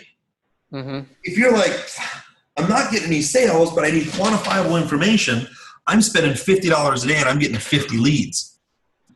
Well, if you spend 2 days, 100 leads that come through your system, 100 new opt-ins that you have coming in, you can change the color of the button to see if that makes any difference. And the next day when you have, let's just say 50 people come in, now you have 150. You can change the color of the button again and send an email out to everybody and say, don't forget to watch the video. And when you're following up 5 to 7 times, because most people are going to need 5 to 7 times to see this, now you're compounding those numbers and that probability. Now you walk away with a test where you might have spent $150, but you got 150 people that you followed up with 7+ times to go back to the VSL as you made changes. Mm-hmm. That's those larger numbers as you're starting to roll traffic. That's what's going to help you sell it. And the best thing is once you start getting leads rolling in, it's if they don't click on the button the first time, you change some of the copy, send another email. After you follow up for 5 or 7 days and you've sent, this can either be in an autoresponder if you want to write it out, or it can be in a daily email blast to get people back to the video, whatever you want to work it, right? But if I was to get people back to the video, let's say 5 to 7 times, and I've changed some of the copy a little bit, what I would do is I would just rename the complete title and like rename my email so it looks like they're being sent to something with a little bit different information that then leads over to my video. Okay. Yeah, I do have the 7 email autoresponder in place. I guess one question with that is, and that's going back to the delayed button. Like if someone's, let's say someone watches it for the first time and again, they're just not ready to buy, and then you send them an email, 7 emails, but let's say the second email, they click on it and then they're taken to the same VSL. And again, they don't have the option to buy right away. They have to sit through almost the entire video before the delayed button comes up again. To me, and again, I'm not the expert in this, but it just seems like if it were me and if I wanted to buy, I might not want to wait, the entire, 20 minutes or so. So the buy delay button is important, but not as important as the follow-up. So it sounds like you got a good solid follow-up. So that's why I went to the follow-up first. Okay. So the way that we run the delay button is the following. The first time that they opt in, there is a delay button that comes up when I make the offer, and our VSL is like 26 or 27 minutes, so same thing, and it comes up like at the 16 or 17 minute mark. Okay. Then I have testimonials, whatever. The very first email that they get from us is going to send them to the page with a delay button as well, too, because it's the same day. They just opted in. We say, hey, if you didn't ever have a chance to watch this, make sure you cut out time out of your day to watch this. Okay. The second email they get the very following day has a delay button on it for 5 minutes. That goes to a page that only has the replay. It has a title, and it has a button that appears in 5 minutes. So they have to watch it for at least 5 minutes. Okay. We send people to that page for, it's either 2 or 3 days. I think it's 3 days. Once they've gone to that, once we've, let's see, you have 7 days. So let's say it would be 2 days. So you send people to the replay for 2 days. Okay. Okay. Second. Then what happens is after you send them for 2 days, the delay button comes up in 5 minutes. Then I send them over to another lead pages for 2 days that has VSL at the top. And then it's like either a long form sales letter below. Okay. Or like lead pages has where it says, hey, reader, my name's Kurt Molly. Let me tell you a little bit about Social Media Ad Genius and why I know that you should join. And then what happens is, here's why you should join. It's a little paragraph from me. And then there's testimonials underneath that.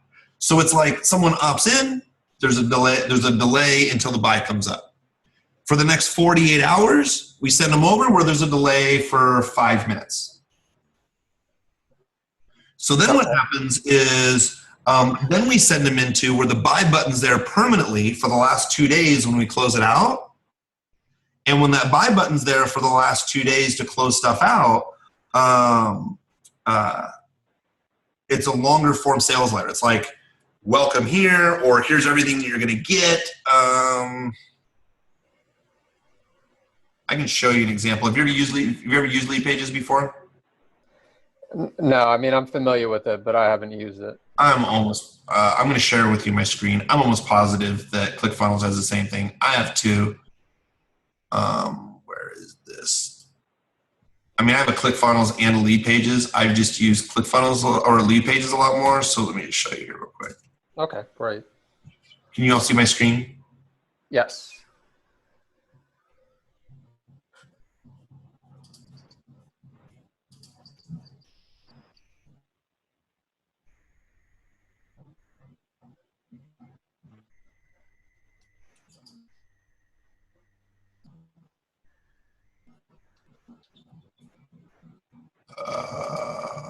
What do I want to do? I want to do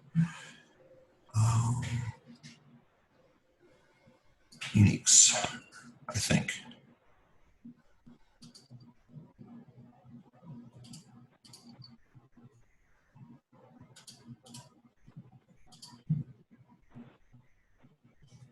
Yeah, good thing this doesn't work right now. Okay, so this would have a delay button of 5 minutes. Okay. If the video is working in here, right? Mm-hmm. So that is video. This is makes out watch video one. Let's see what is this. I'll explain that in a minute. Hey everybody. Hey everybody, it's Kurt Molly. It's 4 videos.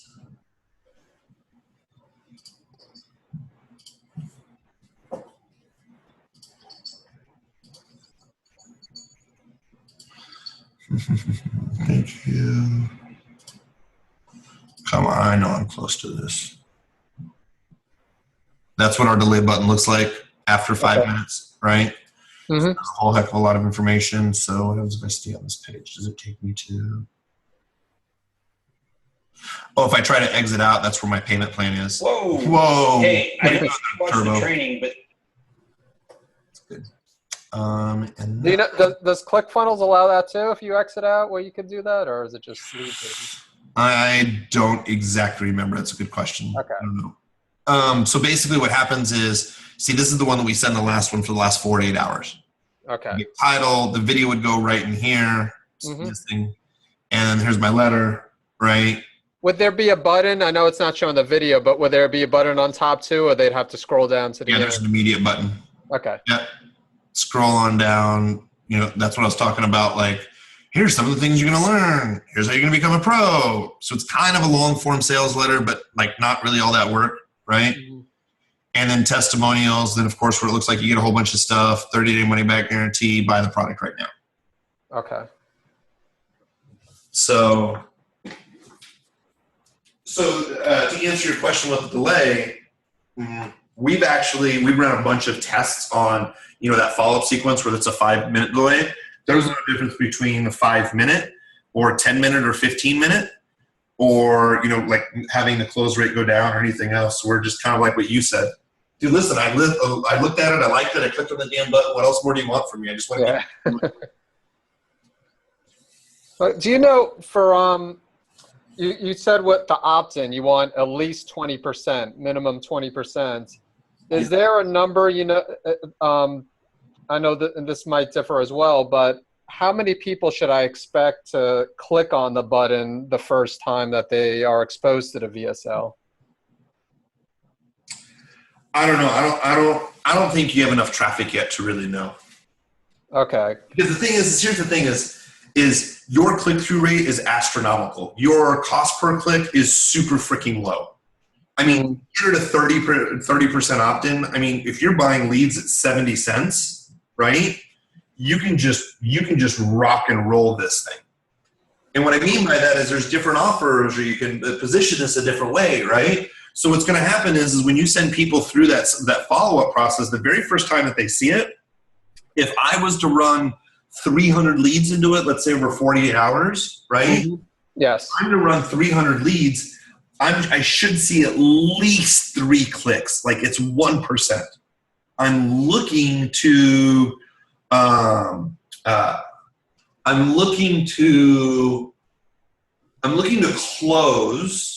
1.5%.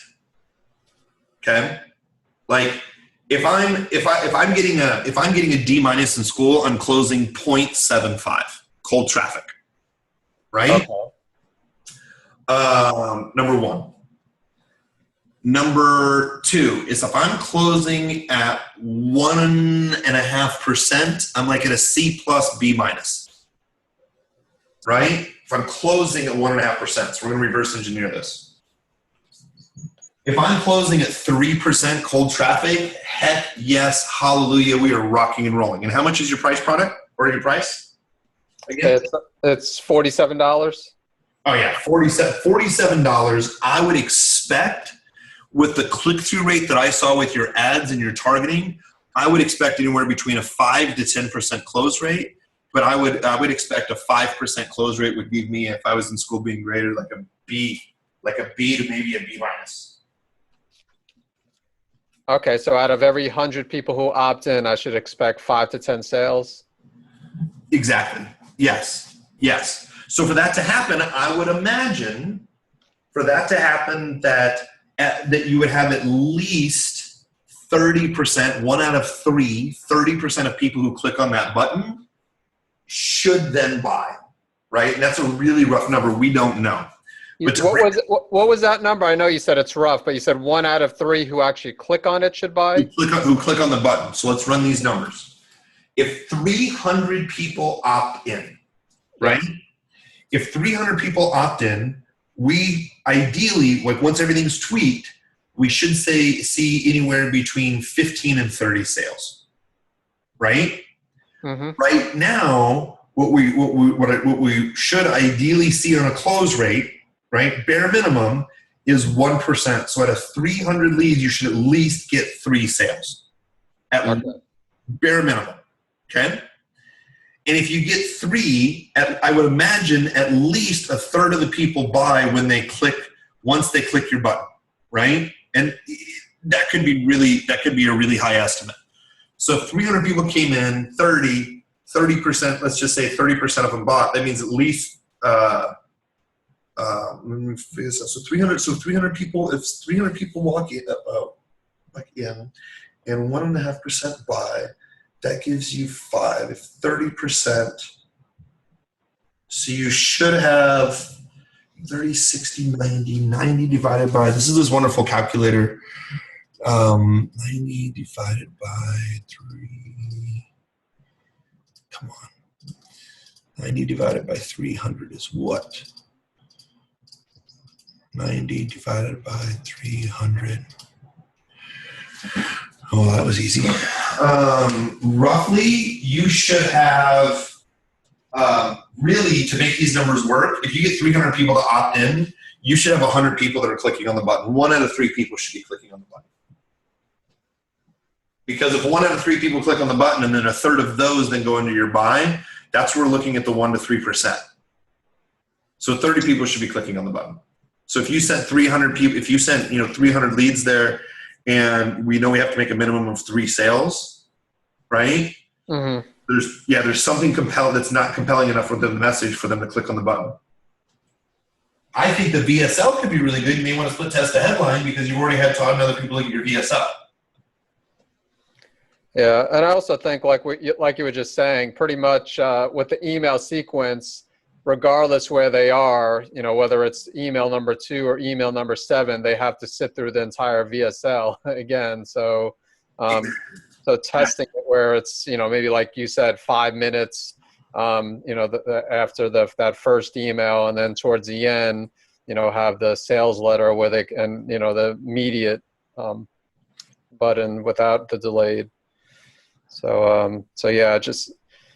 I need to, like you said, I need to increase the conversions. That's one of the things I have to work on, because since it's, to get it at least 20%, and then, yeah, I got to also tinker with the VSL. So, I mean, just to review real quick, like as I'm looking over this, and if I was looking at the numbers, if I was running this, I'd be thinking like, oh my God, I can start running traffic right now.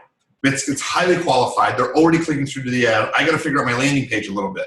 I would be getting leads while I'm running traffic, figuring out how to get my cost below $1 for my lead, keep running traffic till that happens. Mm-hmm. As the traffic keeps running in, I'm kind of hustling as well too, because I'm like, okay, I got to make sure the delay button's not there as these follow-ups, right? And okay, they've already gotten 7 emails, they still haven't bought. What else can I supplement, or what else can I get out there that I could find that I could use like as a JV or something else like that, so you're constantly following up with people? I mean, really, if you're getting leads underneath $1, you can build an empire from there as long as you keep connecting with people. If you're getting leads for $1 and you stop following up, right? It's kind of wasted ad spend, but you already kind of found your little honeypot that like 99% of marketers out there look for. Mm-hmm. Now it's trying to get that traffic to flow through and keep, in my opinion, tweaking it as you're getting traffic to flow through.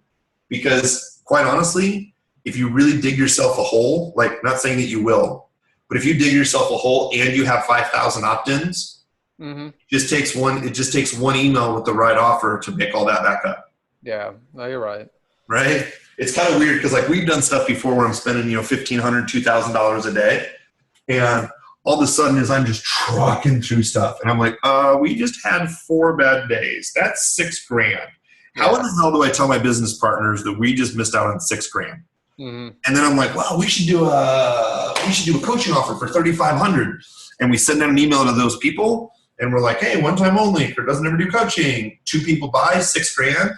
They're like, hey, Kurt, congratulations. And I'm like, yeah, I wanted to tell you guys, we got a whole bunch of opt-ins, but but you're able to make that up because you have the leads. So like some of the stuff that I had gone through, we were all flying with Facebook for a little bit, where I'm like, oh, this is really interesting. And then we created coaching sales within a couple of days because we never stopped running ads. So if possible, never stop running ads because you're in a great situation. I tell most people never stop running ads because you can build your empire while you're figuring it out. Because the more that everything works on momentum, you look back 6 months from now and you're like, how in the hell do I have 50,000 emails on my list where I'm making $2,500 a week? Yeah. Like it's all momentum. Okay. Yeah. No. Good point. Yeah. So I need to start rolling ads again. So, I don't know how to word this question, but with I guess the logistics of both ClickFunnels, and if you're not sure of ClickFunnels, at least with lead pages, with having 3 different VSL pages. I mean, I know that you could click them, but as far as, I mean, I know you could create, as many VSL pages as you want, but does lead pages and or ClickFunnels make it easy where if you want to direct them to a different or do you have to create, I guess, different funnels for, every time you send them an email? I don't know if that makes sense, but day one, you set, like I have my VSL set up in ClickFunnels. So day one, they're going to obviously go to that VSL. If I create a second VSL in ClickFunnels where it's only a 5-minute delay with the VSL, I guess, how do you incorporate that? Do you have to create a whole different funnel in lead pages and ClickFunnels and send them to that separate funnel? Am I making sense or? Say that. That's okay. So what's your goal? What do you want to accomplish? So I know how to create a VSL in ClickFunnels, and I assume it's pretty easy as well as lead pages. So if I wanted to create, I would pretty much need to create 2 other VSLs, one with only a 5-minute delay, and then one with no delay in the sales letter if I want to replicate what you did. But I guess I'm trying to figure out, how do you plug it into lead pages or ClickFunnels? Like, do you have to create 3 different funnels? One for, the delayed, the 20-minute delayed order button, another funnel that has the VSL with the 5-minute delayed order button, and then yet another funnel with no delay? So when you say funnel, we may be using 2 different words for the same thing. When you say funnel, I just think of a landing page. So all I'm doing is I'm just sending people to every couple of emails. I'm just sending them to a different landing page. So it's like, did you see this? Did you see this? Didn't like this? Great, I'll send you another page. You see this? You see this? Didn't like this? I'm going to send you another page. So like for what we do is we use we have WordPress, so we use PrettyLink to mask the link, right? Okay. Like socialmediagenius.com/get ready, the Get Ready video, Kurt's Bunker Tour. Whatever, right? But I'm just building a web page and sending them to each separate page. So when you're saying funnel, I don't know if you mean, I think of a funnel as multiple web pages. Are you talking multiple web pages, or you mean the email sequence of following up? No, I wasn't before you said PrettyLink. What's the name of that? It's a WordPress plugin called PrettyLink. Okay. And basically it allows you to take those really long, ugly links or whatever. Like you can get lead pages like mine's blackbox.leadpages.co/s whatever, right? Okay. And what you do is you can put it, it's like a link shortener. So what do you want to call this link? I want to call this link Video1. Great. socialmediagenius.com/Video1 turns into a link shortener. And that's what I use in my email follow-up sequence. So it looks like it's just a really clean, easy URL. And I'm sending these people lead pages, then another one maybe a ClickFunnels, then another one maybe a SAM cart so they can buy. So I guess to answer your question, because you were asking me I wasn't talking about the email sequence. I was talking about, and again, I'm just not doing a good job, I think, of explaining it. But when you have your 3 different VSLs, let's say, one with the 20-minute delay or 60-minute delay, a second one with the 5-minute delay, and a third one with no delay, are all of those VSLs, all those landing pages in lead pages that you're creating? For me, yes, they're in lead pages. All I do is I just have 3 different lead pages and just plug the same VSL into all 3 lead pages. Okay, so I guess, and I'm not, maybe because I'm not familiar with lead pages, but what you said you have ClickFunnels too. So what ClickFunnels, when you set up the funnel, again, you'll have the opt-in, and then the next page would be the VSL. So when I set it up, just I guess, and then after the VSL would be the order form. So if we just look at those 3 components of the funnel, I guess I'm trying to figure out, once they opt in, how do I send them to a different VSL? I guess I would have to create a different funnel, is what I'm saying. Yeah, I'm not quite. Yeah, I think I haven't used ClickFunnels as much as my employees have. So I think I hear what you're saying is if you set up an opt-in, the next thing that they have you set up is what's your next page after the opt-in, which is your ESL. And if they buy, what's the next page you set up, and that's your buy page.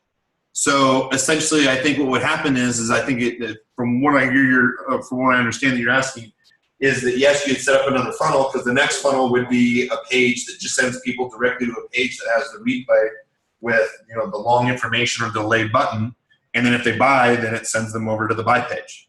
Okay. So in the difference between lead pages and ClickFunnels is ClickFunnels, you're actually building funnels like you just described. In lead pages, they're just pages. So I send you over to what link. Russ put it together as here's the Lego pieces instead of here's the Lego pieces and you figure out where they fit. Okay. So that was my disconnect. Sorry about that. That was my misunderstanding. No, that's okay. Like I said, I don't think I did a good job of explaining, but I think I understand now. So, and with one other question with the webinars that you mentioned, because you said you send a follow-up, 2 follow-ups on the same day, like one, well, you said you send one an hour before the webinar, but also I know last time you said that I think it was like 5 or 10 minutes before the webinar, you changed the headline or something, and then it'll ask you if you want to resend it to everybody, like 5, I guess those are the people who are actually registered. So you were saying though, you send 2 follow-up emails to your broadcast list on the same day of the webinar? Yes. So just to be clear, I'm talking about GoToWebinar. Yes. So on GoToWebinar is the day of is you send an email like at 8 o'clock in the morning. Mm-hmm. You typically send an email an hour before. The reason is because I say an hour before because if someone has Infusionsoft, there's like a 15 or 20 minute delay. So the email 15 minutes before doesn't happen because of the way the email deliverability works. Or like if you use Entreport. Sometimes Aweber does the same thing. So I say do an hour before through whatever your email provider is. Now you can do a half an hour before with GoToWebinar, right? Mm-hmm. So I'm making sure that my email deliverability is going to happen in an hour. I can do a half an hour before the call happens, which is great.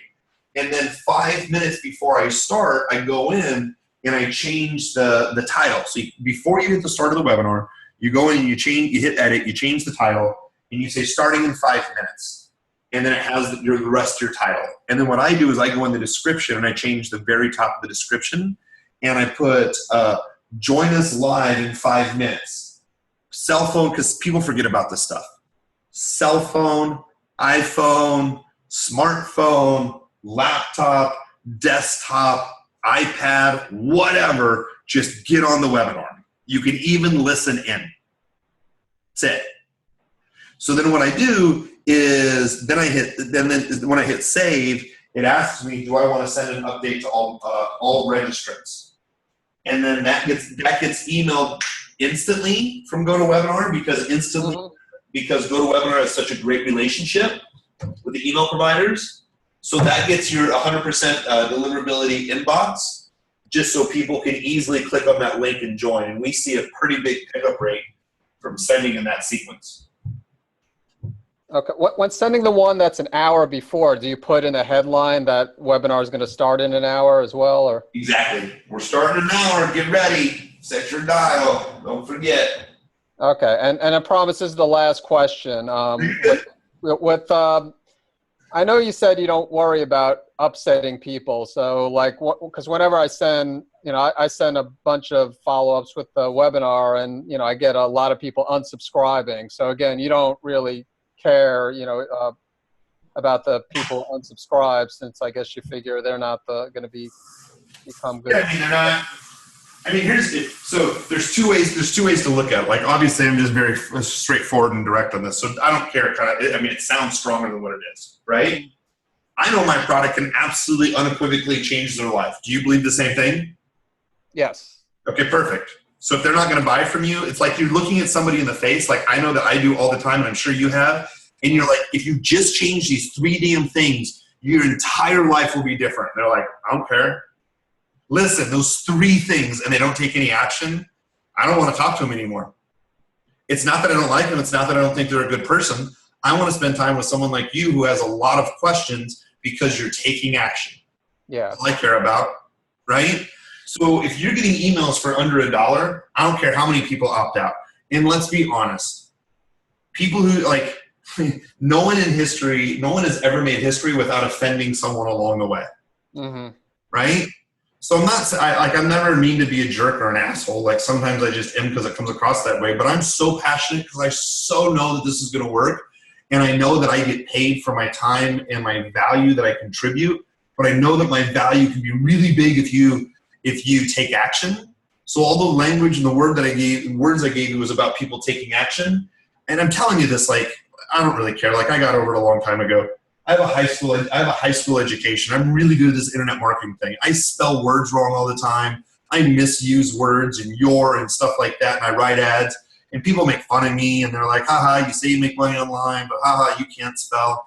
It used to bother me, and then I really thought about it. Like, I'm looking out on the city right now. I got this beautiful apartment that overlooks the skyline of Austin.